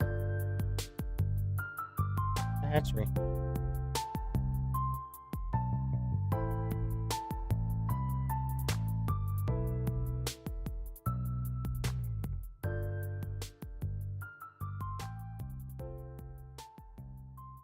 Pretty chickens.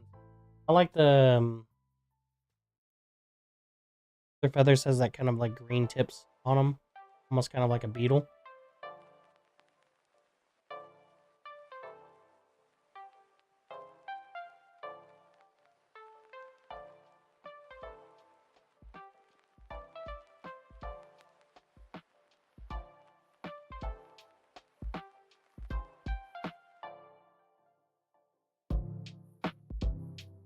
You know what's funny?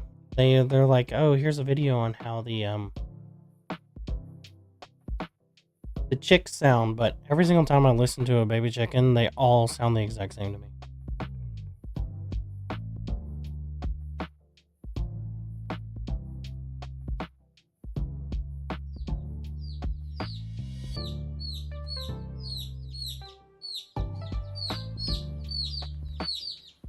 No difference in any other way.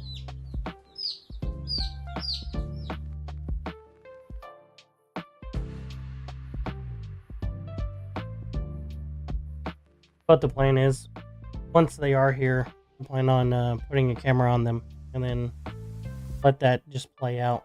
And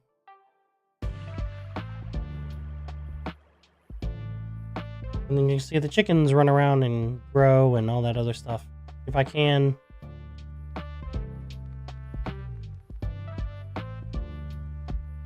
I'll have to see. I have to get an outdoor camera. But I might put one inside their chicken coop as well. So you can see them interacting through the day-to-day. It'll also give me a good way to be able to see if any predators get in there, like Willow, Harina. You're right, Harina.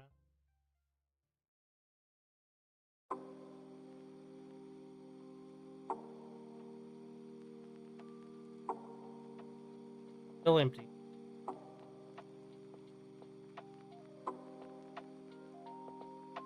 Right now is the worst because both of them are in heat.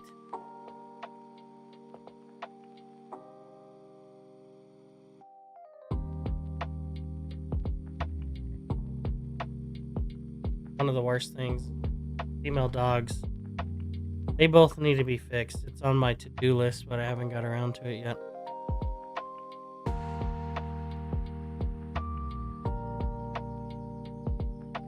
Both of them do. I don't want either one of them having puppies. Speaking of puppies, I got told something interesting today. I was on the phone with my mother, and she was sitting there telling me about my sister. She might have some troubles coming along, and she told me that I had volunteered to take her dog in if such a case happens. And I told her this is the first time I'm even hearing that she had a dog, let alone that I would be taking the dog if need be. So my mother had a dream telling me about the dog and might have to take the dog, and me responding, oh, I already have 2 dogs, what's one more?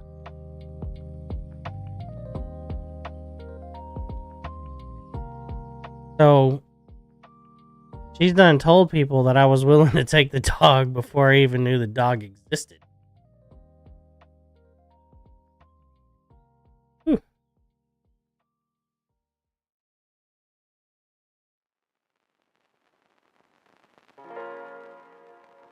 I mean, I will take the dog, but that's besides the point. I generally don't go for pit bulls or anything like that. Not because I don't like them, it's just they're not really my type of dog. I prefer German Shepherds more than anything. You good? This one's special, though. Arna, what are you doing? I prefer German Shepherds. That's what my last one was. And we got this one. We got Willow because we thought she'd be a good little protecting dog. But he's great at barking at everything in existence. Not so much at the protecting portion of it, unless you consider barking the protection.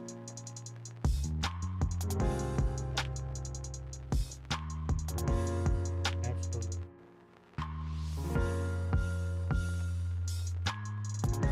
Good thing about them is they're both really sweet dogs. They let our kids climb all over them. They don't care.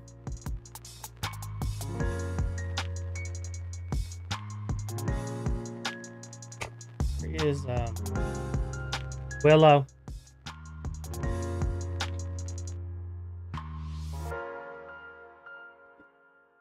Willow. There's this big one. What you doing?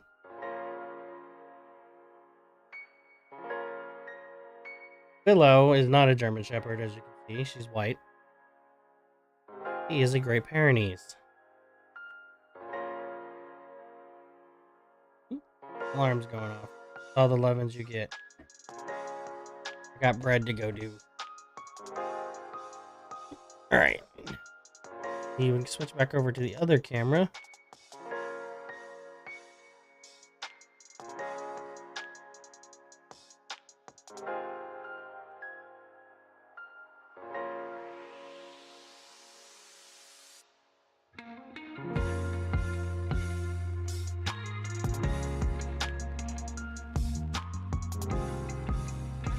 Alright, I'll go wash my hands and switch over back over there, and we're going to start weighing them out and get them on the pan. Get them ready for the next process.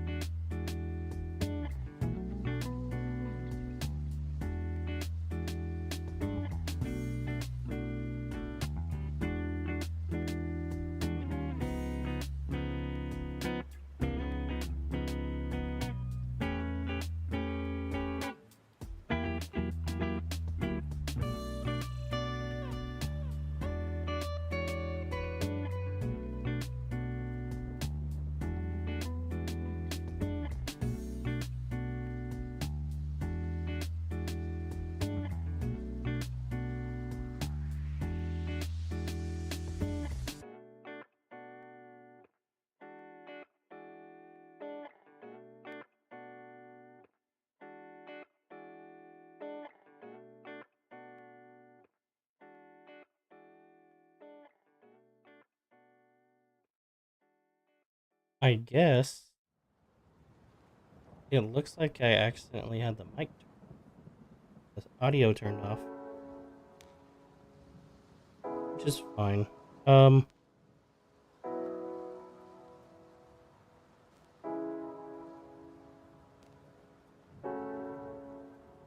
If you're still in here, I did say thanks for the follow. It does look like I accidentally had the mic turned off. I'm back over at my...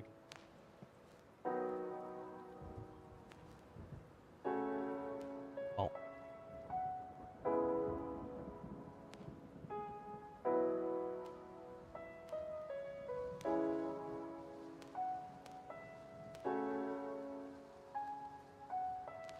What I was doing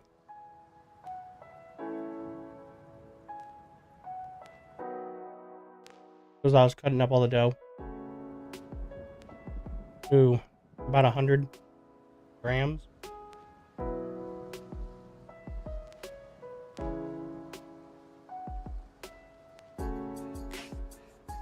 And weighing them out, and they need to sit for another 45 minutes to be able to before we start baking them.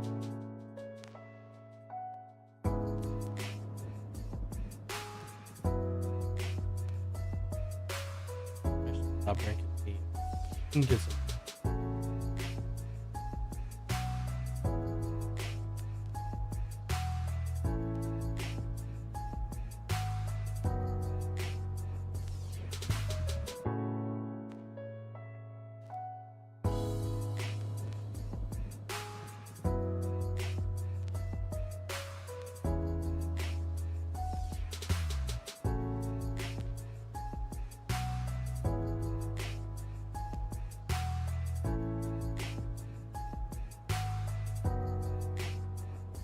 And for anybody that's new out there,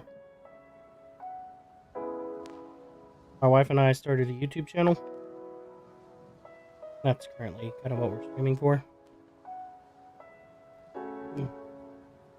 Currently live both on Twitch and YouTube.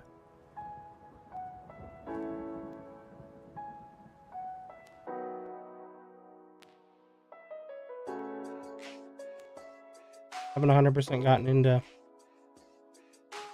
doing things, but here pretty soon. Start getting into chickens and stuff, and once we can get the actual stuff, soap making and different stuff like that.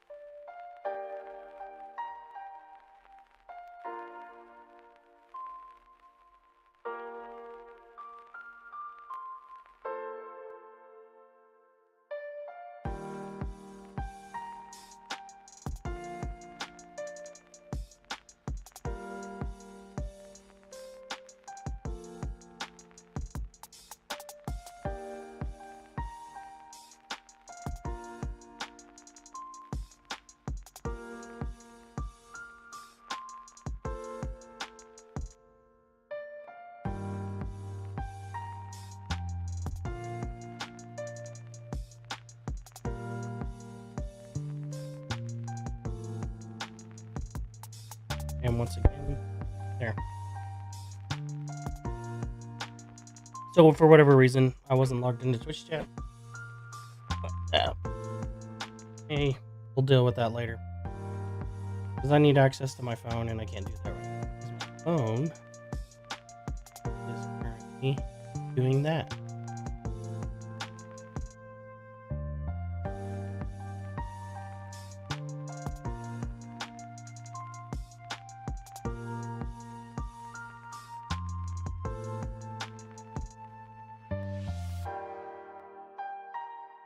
Kind of curious.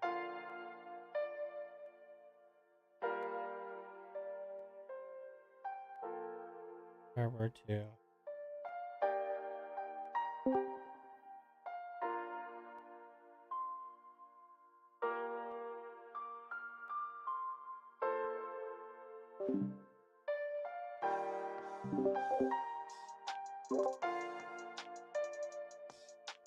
I'd have to plug my.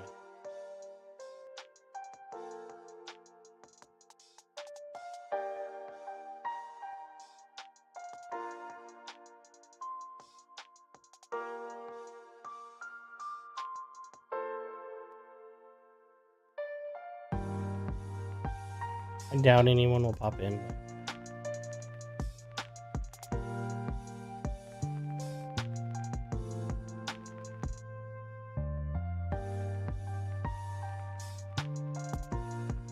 Right now. And these are the future chickens I was talking about that one again.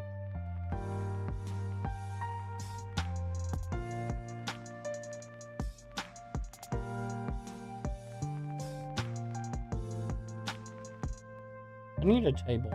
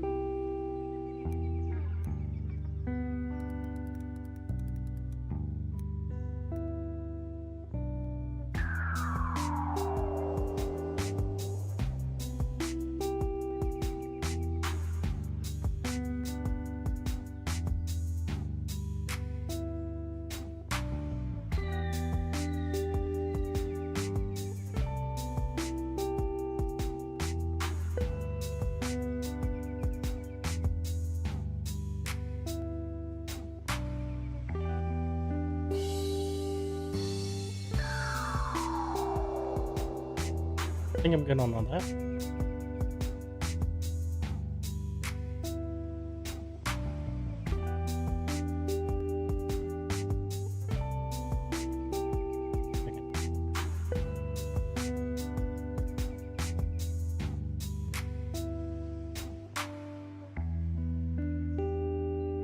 I'm curious on who's over there.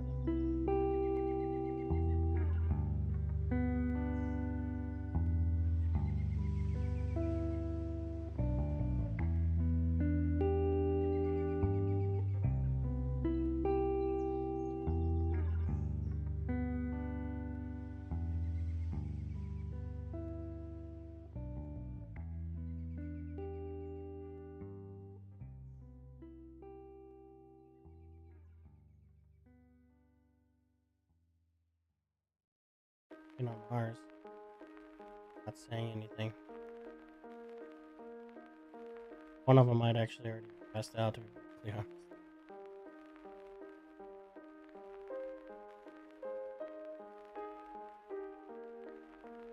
Man, what should I do to pass the time?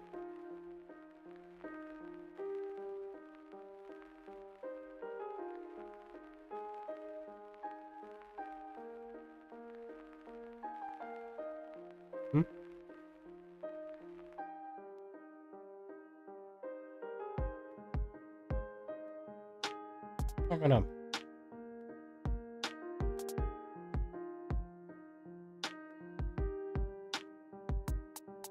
watch chicken videos.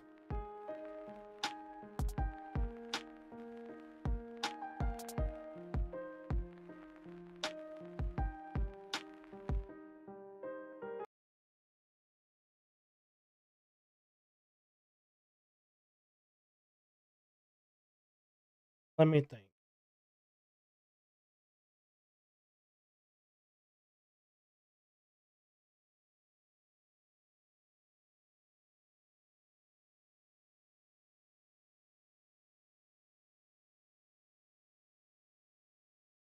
Reaction on YouTube. I mean, that's like 99% of the content.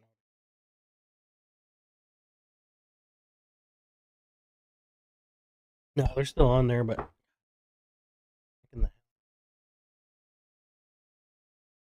normally my cup would be over here. Where all this shit is.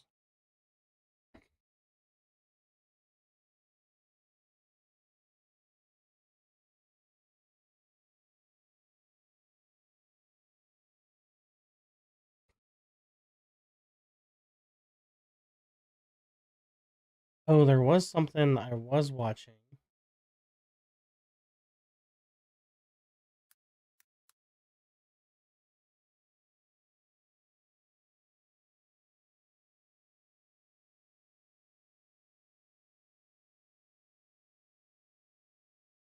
I'm like so far behind in his video because I let him sit there and pile up and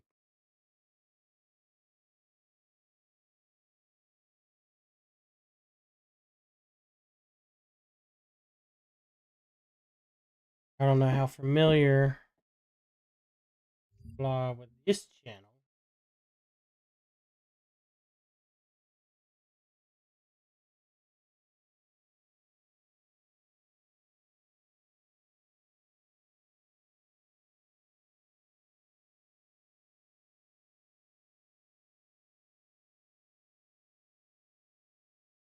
Goodness is right.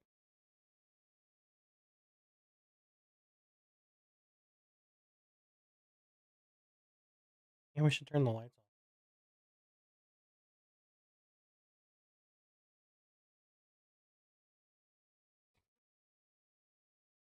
Well, I don't know how.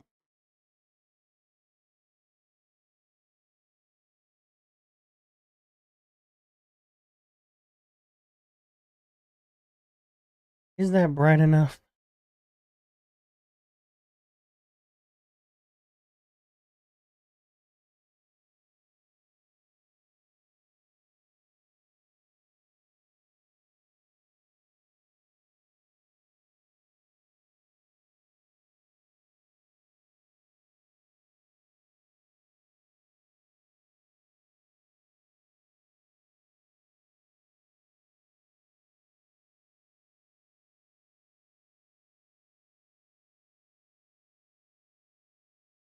Mm-hmm.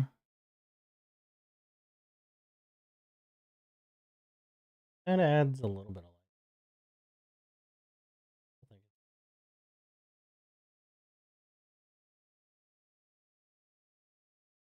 light. But since we got plenty of time,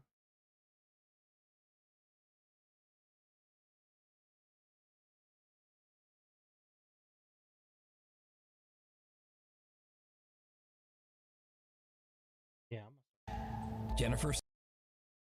I don't remember. Late one night, Sarah Vargas is relaxing at home in the apartment that she shares with her dad in Colombia. Suddenly, she hears something from the apartment next door that is truly bizarre.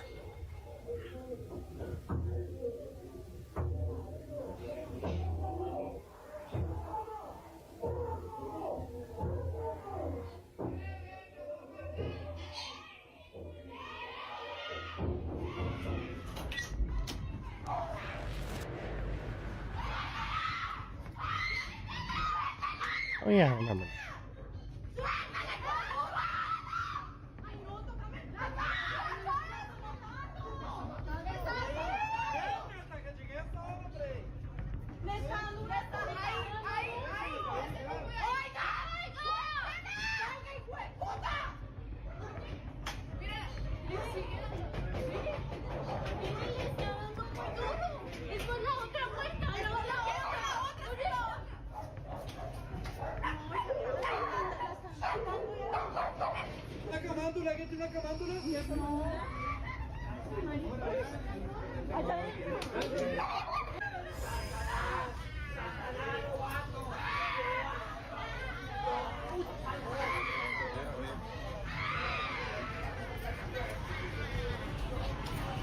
Disturbing, desperate screams can be heard coming from her neighbor's apartment.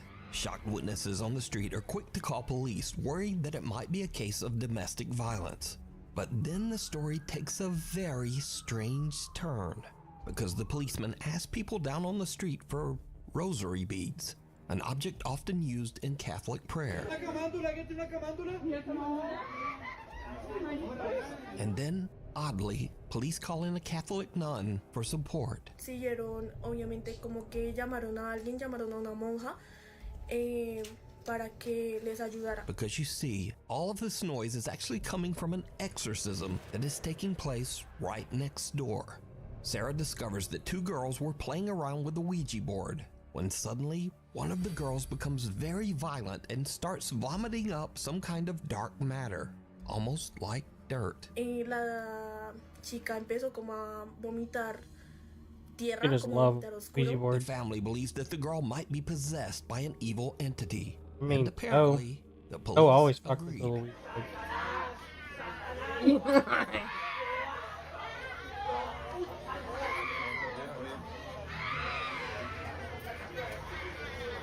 Sarah says that the screaming went on all through the I night, can't eventually hear you. getting quieter in the early morning hours until it finally stopped. Now, without other eyewitness reports, it's hard to say exactly what happened here, but the desperate screams coming from that apartment are absolutely chilling. Amsterdam. Jennifer Lee is an American woman who lives in the city of Amsterdam in the Netherlands. One day, a couple of weeks ago, she was recording a cute Halloween photo shoot with her rescue dog Maggie in a large Amsterdam public park. But suddenly, something happens that spooks both Jennifer and her dog. You're gonna make the best dirty ghost? You're gonna make the best dirty ghost? Whoa. Oh my god. Wonder. I'm trying to get it to where you can actually hear my wife. Holy sh**. Is he okay?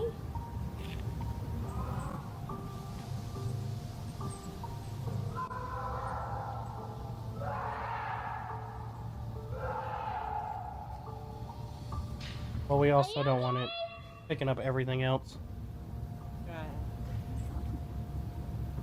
Alles gut?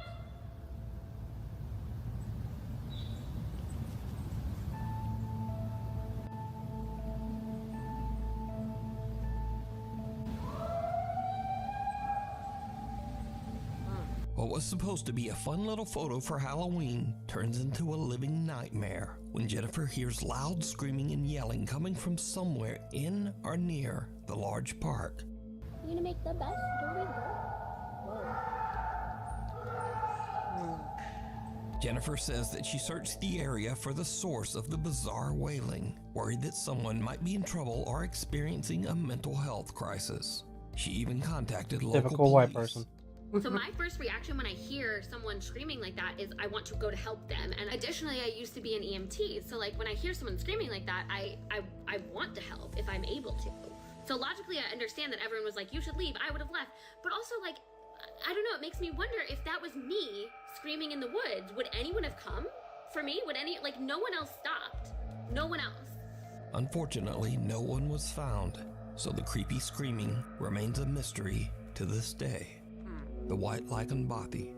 If you hike an hour into the remote countryside of Scotland, you can find the old 18th century White Lagenbothy. I want to help. And my first reaction is, the creepy old where's my cabin gun? has no electricity, no running water, Yeah, and protection perhaps first. most disturbing of all, there are no locks on any of the doors. Psychopaths could be Over there, the or years, hundreds of there could be travelers have really a visited ghost. the White Lagenbothy, and many of these visitors claim to have had strange, unexplained experiences while staying there. A few outdoor and travel YouTube channels have visited the White Lagenbothy as well, and most have experienced at least something a little weird while staying there. Are you like quite scared? scared No, of it's it good. staying here, to be honest. I'm sure it'll be fine. I'm sure it really will be fine. Again, let me stress that all of the following videos were recorded by travel and outdoor channels. None of these people are ghost hunters, and in fact, every one of these YouTubers say they don't even believe in ghosts at all. I mean, I don't particularly believe in ghosts, neither does mine. But they also can't explain what they experienced at the White Lagoon Bothy. Today, I'm going to be staying in a bothy in Scotland for the first ever time. First up, seasoned solo traveler Ruth Asling spent a night in the old Scottish cabin, and she found it a bit unnerving. So, I don't know why I'm feeling a little bit anxious, because I've stayed in a camper van so many times in different countries. I feel like here is just so remote, and to get away, you have to hike over 1 hour, like to get back to the camper van. So maybe that's why. And also there's no locks. So on my camper van, I always lock the doors. Maybe that's also why. I don't know. Oh God. I'm hearing some strange noises. I don't know if it's maybe a mouse or it's the chimney. It feels really weird without curtains because I feel like someone could be standing outside and looking in the window. I don't know, I feel really scared. I don't know why. I just feel really nervous. Ruth stays the full night at the cabin, but she doesn't exactly get a restful sleep. Last night I was a bit scared. There were some strange noises and I had some earplugs with me, so I put them in to block out the strange noises. God, I'm still hearing weird noises. Throughout the night, while completely alone, Ruth One of keeps the hearing dumbest bizarre things you can do. noises that creep her out. And Well, oddly, she one, decides be to alone, just but ignore the two, strange plug sounds your and ears so put you in can't hear what's earplugs, going on around you. which kind of Yeah, seems like that's- a bad that's the idea when easiest you're way to staying get all killed. alone in a cabin in the middle of nowhere and there are no locks on the doors.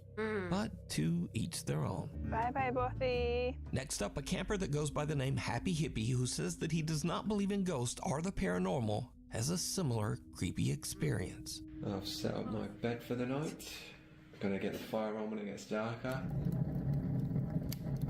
This will probably be me for most of the night now. I just get the music on, enjoy this beautiful fire, and get back outside tomorrow in the hammock. I got one of them water filter straws, and it comes with 2 little bags as well, so you can attach the straw to that. But I've not got to use. Maybe this is the guests. There was no one there. I don't know if that's just people with me or something. I don't know if that's something they do.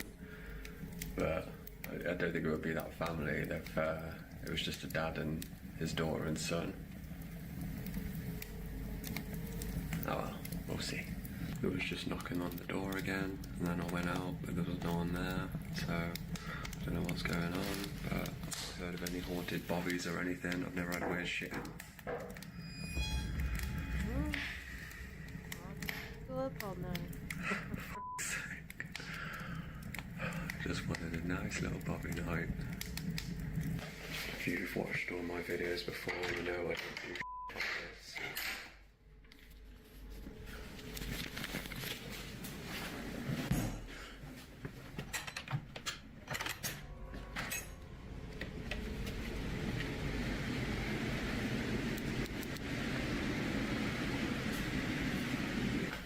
This is gonna be a fun night.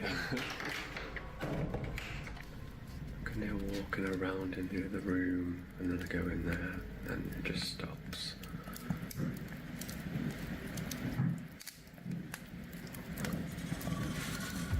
Maybe I just put my music on really loud and forget about it. The cameraman never dies, right? The Happy Hippie spends the night in the cabin, but the next day, he still can't explain just what happened. Good morning. Had a bit of an experience last night. Couldn't really explain what was happening next door with the noises, but I'm not really a believer in ghosts myself. It was a bit creepy, but I'm more of an alien guy. But if you are into ghosts and all that paranormal stuff, these are not the videos for you, because this is not what I do. This is not what I'm about. I'm just a happy hippie, hiking, living in nature, loving the world. I never have anything like this happen to me, so... Yeah, so now this next video is by far the creepiest footage ever recorded in the White Lagoon Bothy. We're at a place called White Lagoon Bothy. It was shot by Ben and Martin from the YouTube channels Adventure Outdoors and What's Not to Hike. So we're in the Bothy. There's nobody else here. The two men traveled to the White Lagoon Bothy together, and they experienced something that is truly terrifying. Found the Bothy book. You put my glasses on now to find us a bat. So this is popular, quite a popular Bothy by the looks of it. Someone actually stayed last night. It was nice and tidy when we came in. So plaudits to whoever stayed here last night. Well done. Absolutely spotless. Whoa. Hold on a minute. Whoa. I'm out. I'm out of here. No. I'm out of here. No. Yeah, that'd be the It's first getting reaction. late when a door suddenly slams shut all on its own. That was totally weird. The door just started to move on its own. And then it just pretty much slammed shut. I mean, Marty's out there, I don't really want to come back in. he's in bits. That was just the weirdest thing, wasn't it? Now the two friends are both skeptics, but they are still a little unnerved by what just happened. But that terrifying, and I don't even swear. I'm swearing, but I don't. But that was genuinely terrifying. I shot myself when it slammed. I just wanted out of here. Yeah, There's something really. As I say, it doesn't feel creepy. It doesn't feel like you're in the presence or anything. As I say, we don't really believe that stuff. There might be, stuff we can't explain, whatever. But we just don't believe in the whole ghosty, spooks in the night kind of thing. Just don't. But that was genuinely terrifying, and I'm going to keep that door. I'm keeping it closed. Little do they know that things are about to get even weirder. Well, folks, it's probably about 10 minutes after our ordeal with the spooky door closing over there, and we're trying to like rationalise it. I mean, I don't particularly believe in ghosts, and neither does Martin. So we're kind of thinking that it might have been just like the backdraft of the wind. I mean, there's a storm going on outside, so yeah. But I still don't believe it was the wind, but it's the only when the wind's blowing that strong outside, and there's no, it's the only rational explanation, even though I'm not even looking at that. No, I'm not looking at it. It's moving, right? I'm honest, I don't know where to go. I don't know where to go. this can't be right. I'm not. It's black in here as well. I can't see a thing. So there's a chair over there, and it just started to move, which is no way. I'm not even. No. It's bonkers. I'm not having any part of this. That is moving. Jesus Christ. It is moving. That chair is moving. Just leave it. Oh, Christ. Oh, well, I'm gonna drink some more wine, I think. Christ. No, that's poltergeist shit. All that. That's poltergeist stuff. It's not. That's not ghosty. That's like evil spirit stuff. Chair sitting in the corner of the room inexplicably starts to slide across the floor on its own. And these two diehard skeptics suddenly begin to wonder if they might be dealing with some sort of paranormal entity. But now a little nervous, they finish out their night stay in the other room and head out the next day. Now I want to point out again that the White Lagoon Bothy has never been investigated by any ghost hunting team or ghost hunting YouTube channel. All of the footage shown here today was captured by outdoor explorers and campers that have never posted any video related Funny to the considering paranormal it's before known these for that. clips. Why they haven't? So is the White Lagoon Bothy haunted? No one's ever And investigated would you dare to spend a night there? What about that? Let me know It's cold outside, but you can keep warm in some all-new Nuke Stop 5 merch. Now, of course, we Then have no one's ever t-shirts, investigated hoodies, it. and coffee mugs. But we also have blankets, pillows, and long sleeves. We even get stockings and wrapping paper. You know anything about this? Anyway, shipping is free and be sure to order by December 10th to get delivery before Christmas. Go to nukestop5.com to shop now. Or, you know, like whenever you feel like it. Maybe after the video. Passerby. A family is parked in a neighborhood in Buenos Aires, Argentina, when suddenly they notice something very odd in the house across the street.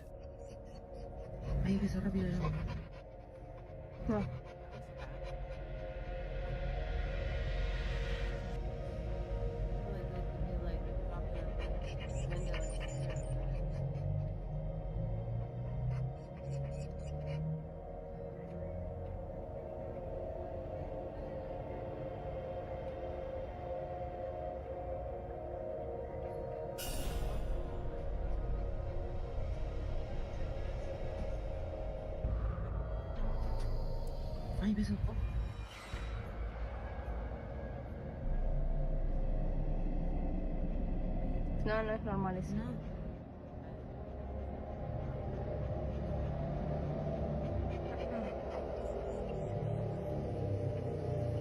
Ahí paró.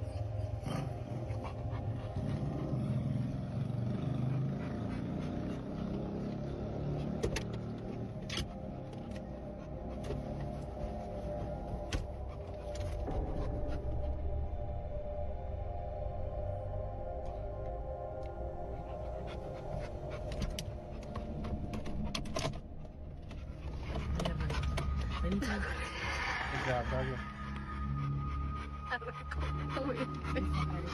I'm hungry. Take me home already. Something that looks like a person appears to quickly move back and forth across a room on the second floor. The mysterious figure seems to move at an inhuman speed and quickly changes direction. It seems to move without effort, almost as if it is floating past the window.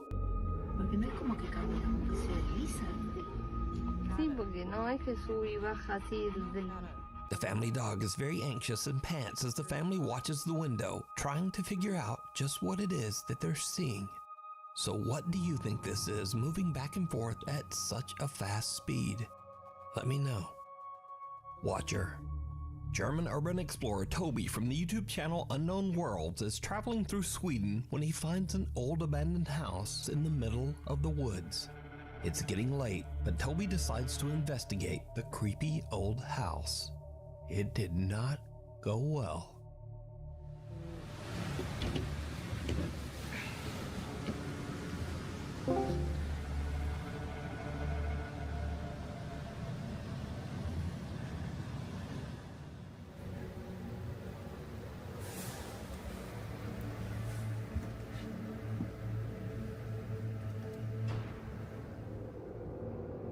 Is somebody in here? Do you speak English? Jag talar inte svenska.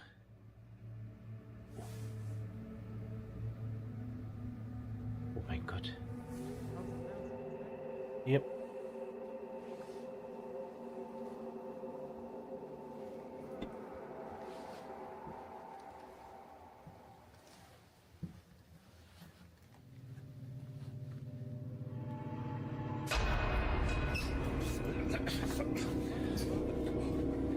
An actual person.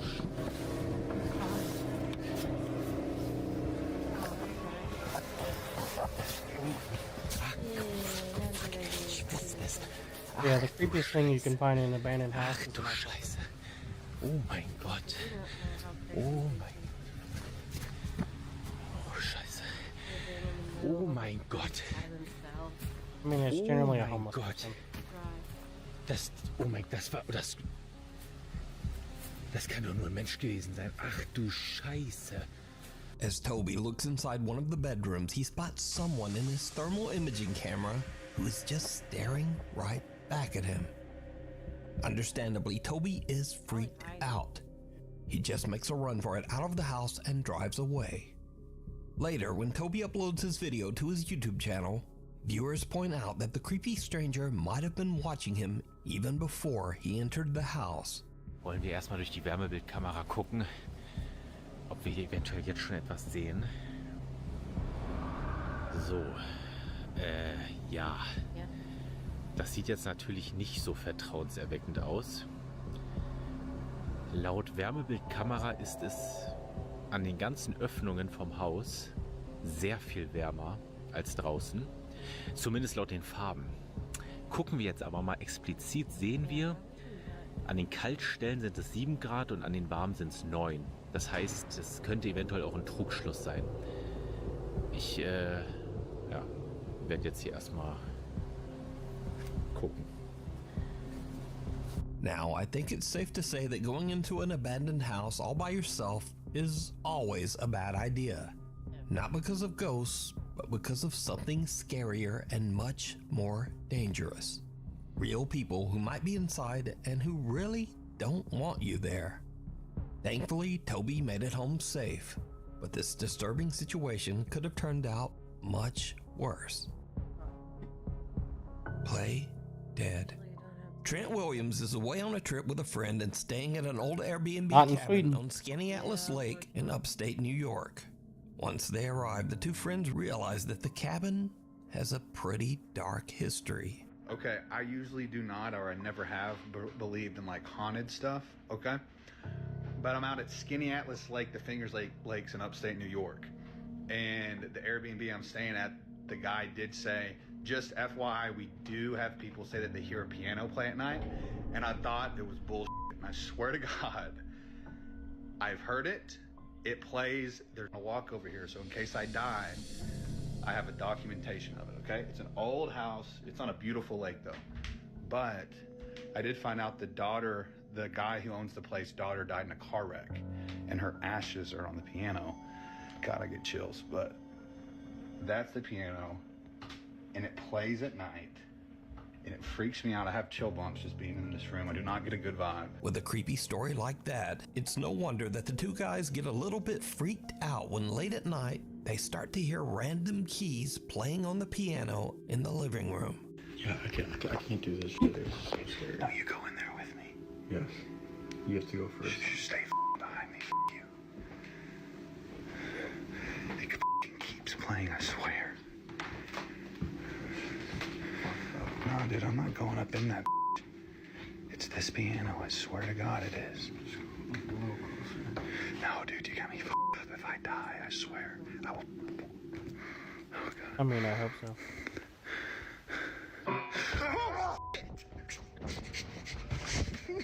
Dude, no. Now, when you first watch the video, you might think, oh well, no big deal, that could easily be faked. But here is what makes this video so compelling. Because you see, when you look closely, the played piano key is actually pressed down by something. Now, this is not to say that this footage is quote-unquote proof of the paranormal, but it does make this video much harder to fake. So could this creepy Airbnb cabin be haunted by the spirit of the owner's daughter? Or is it all just an elaborate hoax? You decide. They should have stayed longer. No. Before we move on to the next video, if you see anything that you think should be included in the top 5, contact us at nukestop5@gmail.com. Rude Awakening. What, just a Nukes Top 5 viewer who wishes to remain anonymous is hanging out at her friend's house. Yes, The girls are freaked out when they notice something very odd. A few plastic packages of candle melt suddenly seem to be moving on their own. One of the girls quickly whips out her camera and tries to record the strange activity, but then it just stops. However, the girl keeps recording as they, impolitely, try to convince whatever spirit might be present to continue moving the packages. And then this happens. So let's just continue talking and then hopefully Motherfucker. I don't know. Now it's not gonna do it. For real? No. You don't know that. What are you gonna do? Alex. When they Told you. gently try to convince their quote-unquote poltergeist to move the plastic containers, it doesn't work. So one of the girls turns into a god potty mouth, and the ghosts don't like it. That's not gonna do it. For real? No. You don't know that. What are you gonna do? Alex. Now, just like these girls, if you caught something weird on camera, send it to me at nukestop5@gmail.com. Reflections. An elderly man with no living relatives was living alone in an old apartment building somewhere in Japan. A few months ago, the man, who we'll call Mr. A, suddenly began to exhibit very strange behavior, complaining to his landlord that there was, quote, a strange woman in his home trying to take his life. The landlord was worried about Mr. A's mental health and advised him to go see a doctor. But instead, Mr. A vowed that he would collect proof that what he was experiencing was very real. Not long after, Mr. A tragically took his own life. So, Mr. A's landlord inspects his apartment and finds several videotapes recorded on a very old camera. Out of curiosity, he watches the tapes, and what he sees chills him to his core. This terrifying footage was recorded one day before Mr. A's death.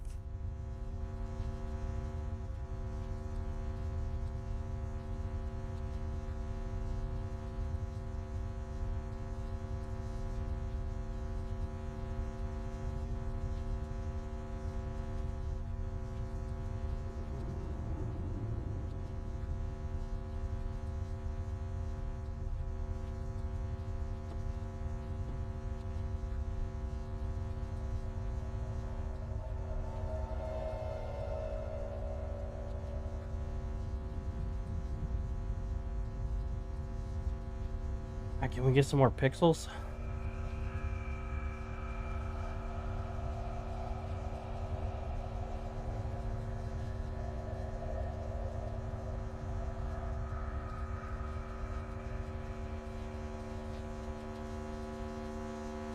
A bizarre, distorted figure can be seen in the reflection of the dresser mirror, and the landlord now wonders if Mr. A truly did experience something paranormal inside his apartment. The landlord contacts the Japanese ghost hunting team, Omagatoki, and paranormal investigator Hiro sets out on a solo overnight investigation into the allegedly haunted apartment. Eventually, Hiro finds the room that can be seen on the disturbing videotapes.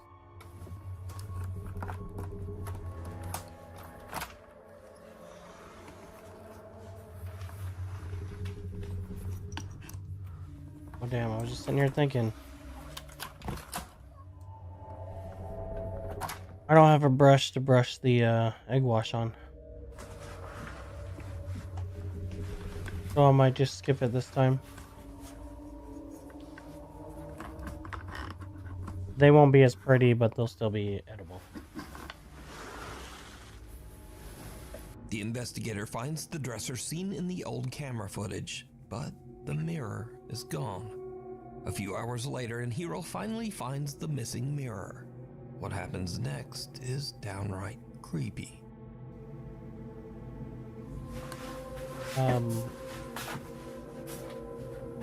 There's an investigator.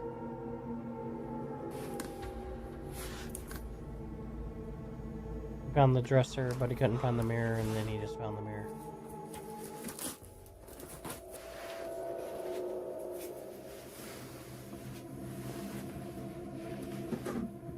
Yeah, apparently he killed himself.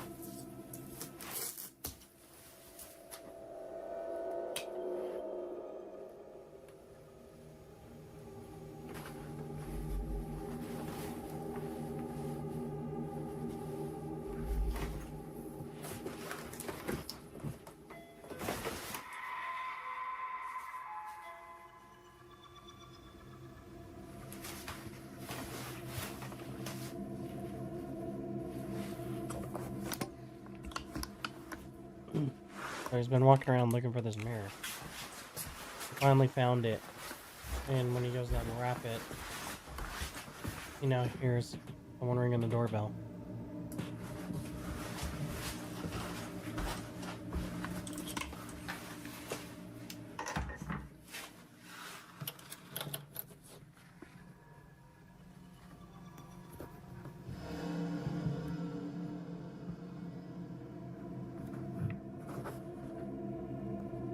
As Hiro is cutting zip ties and carefully unwrapping the mirror, someone suddenly rings the apartment doorbell.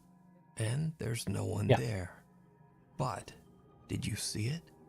Hiro is completely unaware that he's being watched as he's unpacking the mirror.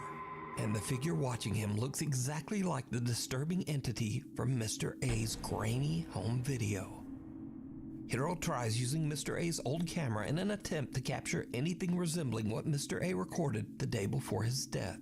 What happens next is terrifying.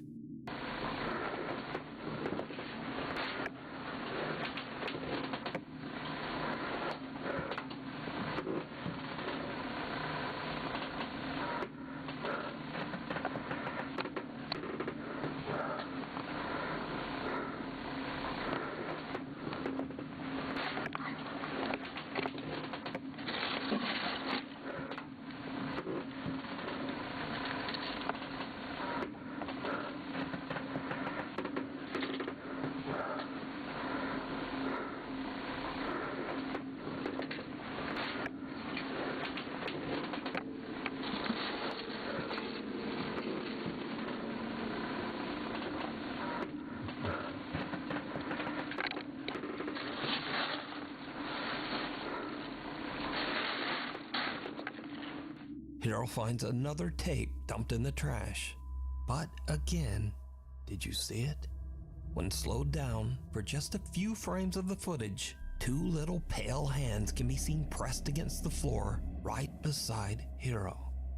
He doesn't even notice and is still completely unaware of the entity that seems to be watching and following him.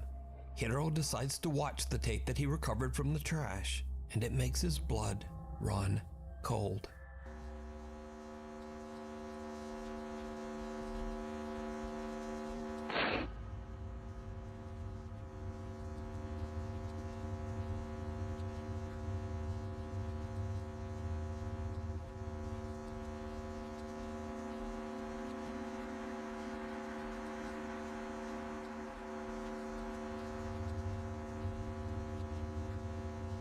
There's that face that's...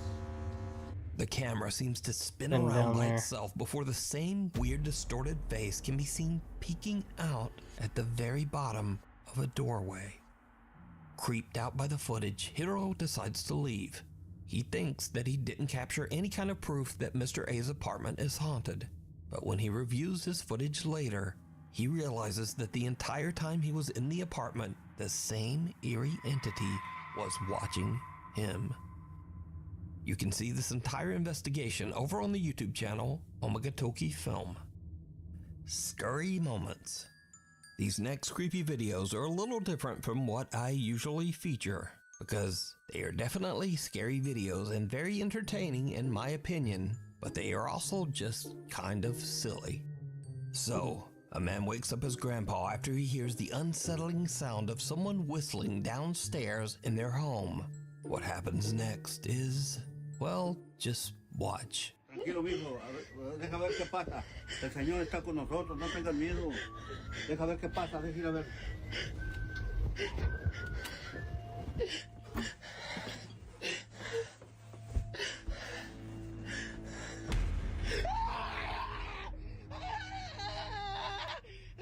Abuelo. Cálmate, cálmate. Estás en el cielo, santificado sea tu nombre. Venga a nosotros tu reino. Hágase su voluntad. ¡Ay! ¡Abuelo! ¡Abuelo! ¡Ay! ¡Ay!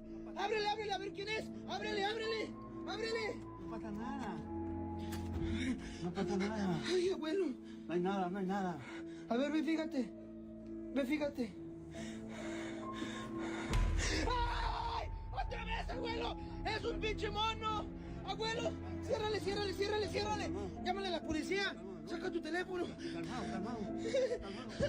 Tengo miedo. This guy is absolutely petrified when he spots someone peeking from around the wall at the bottom of the stairs. And in a strange twist, he just pushes his grandpa out to go check it out. Now, this clip was originally suggested to me as a scary video for the top 5. But when I watch it with all of that crazy screaming, it just makes me laugh. ¡Ay! ¡Otra vez, abuelo! ¡Es un pinche mono! Abuelo, ciérrale, ciérrale, ciérrale, ciérrale. Llámale a la policía. And I also learned some Spanish. It's a pinche de mano, abuelo. But I'm not sure where I'll ever be able to use that.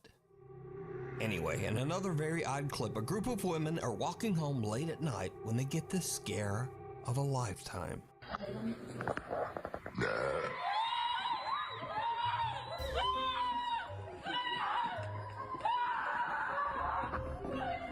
All alone on an empty city street, the women are terrified when they hear the strange and horrifying sound of a loud burp. And they just make a run for it.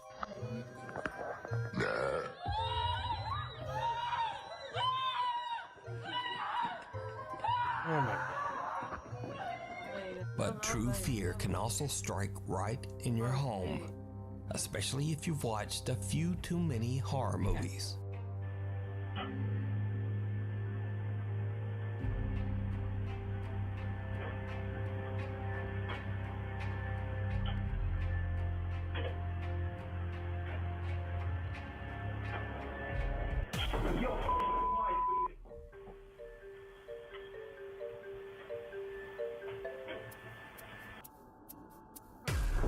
Not a problem if you don't have one of those. And if a vacuum isn't scary enough for you, then what about the evil betrayal If you don't of have a your rumba, own then feet? you can't move your shit around. No way. You're done.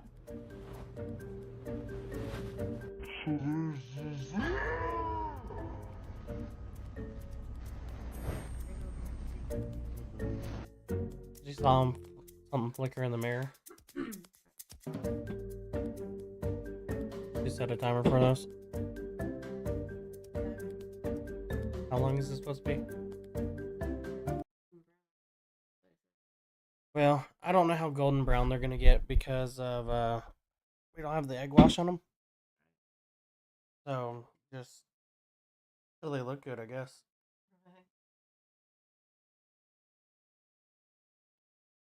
And then after that, we can show them off, and then we'll probably end the stream after that.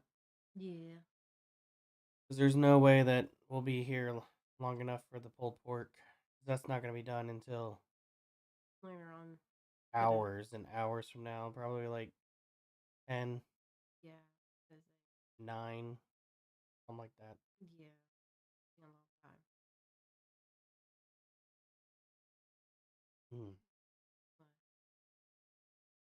Just tired. 3 in the morning. Yeah.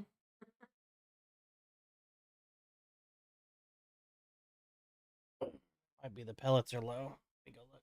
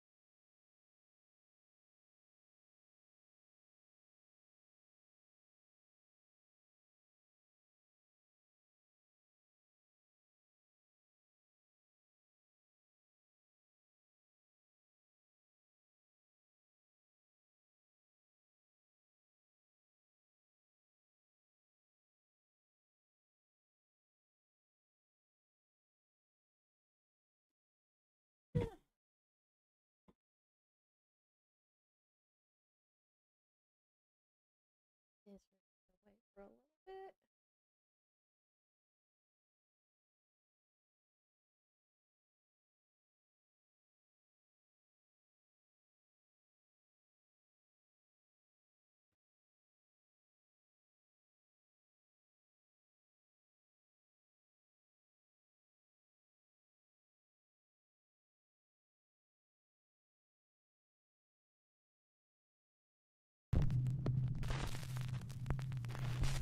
This next mysterious video is said to have been recorded in a hospital in either West Sumatra or Malaysia. CCTV footage shows a hospital ward with sick patients lying in bed.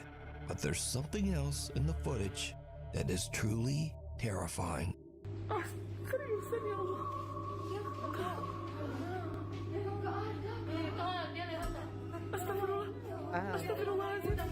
They don't even notice him.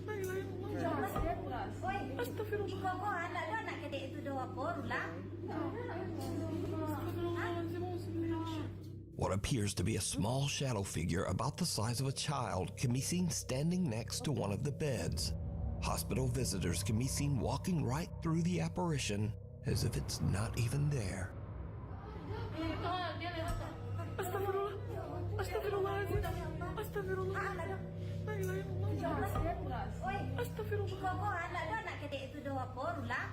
Even creepier, the story goes that the patient in the bed passed away shortly after this chilling footage was recorded.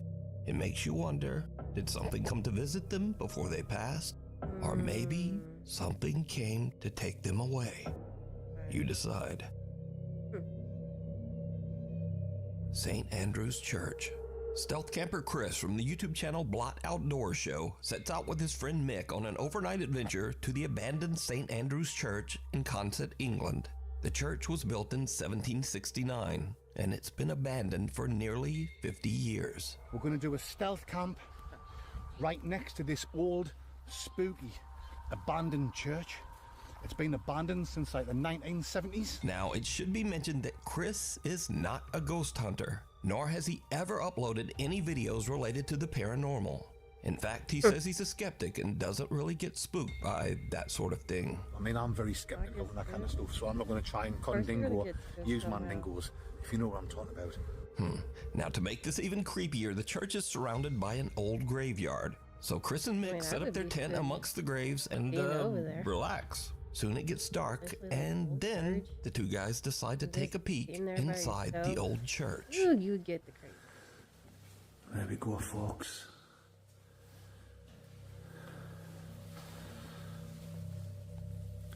Yeah. Well, like I say, I'm not scared, and I'm not one of these people that get to shiver up the spine and things like this. To me, it's not spooky, but we'll still have a look around.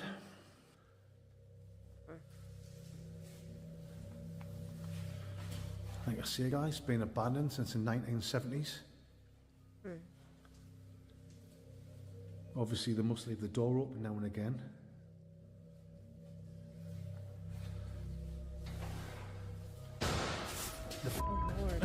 Oh, Lord. What was that? I'm out of here.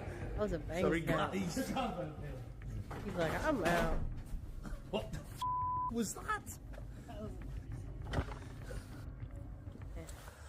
Oh, I think Mick's filled his pants. I get skin in my dinners only be done these. I think Mick's got a lug of a jugger in his only pedandies. Nice big hole. That's the fastest I've ever seen you run. I definitely need some The beer two after friends this. hear a loud bang that spooks them enough that they need a refreshing cold beverage in the graveyard. But after a bit of cold beverages, Chris is able to convince his friend Mick to go back inside the old creepy church once more. It did not go well. He's not happy about it, but I've convinced Mick to have one more look inside this so-called haunted church. Go on then, Schmick. You ain't got closer. He's like, you go first. Oh well, I'll go first. Right, McGee, follow me. I think the first time we came in, I think we just let our imaginations run away with ourselves, which is easy. when you're in the pitch black and you're having a few. Just leave that door open, Nick. I mean, I can see.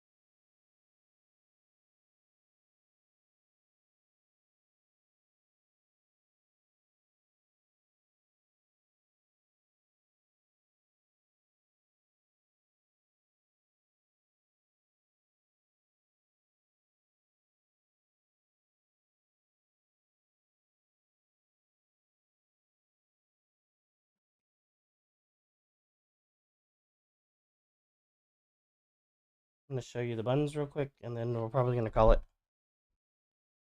Because of the time and all that.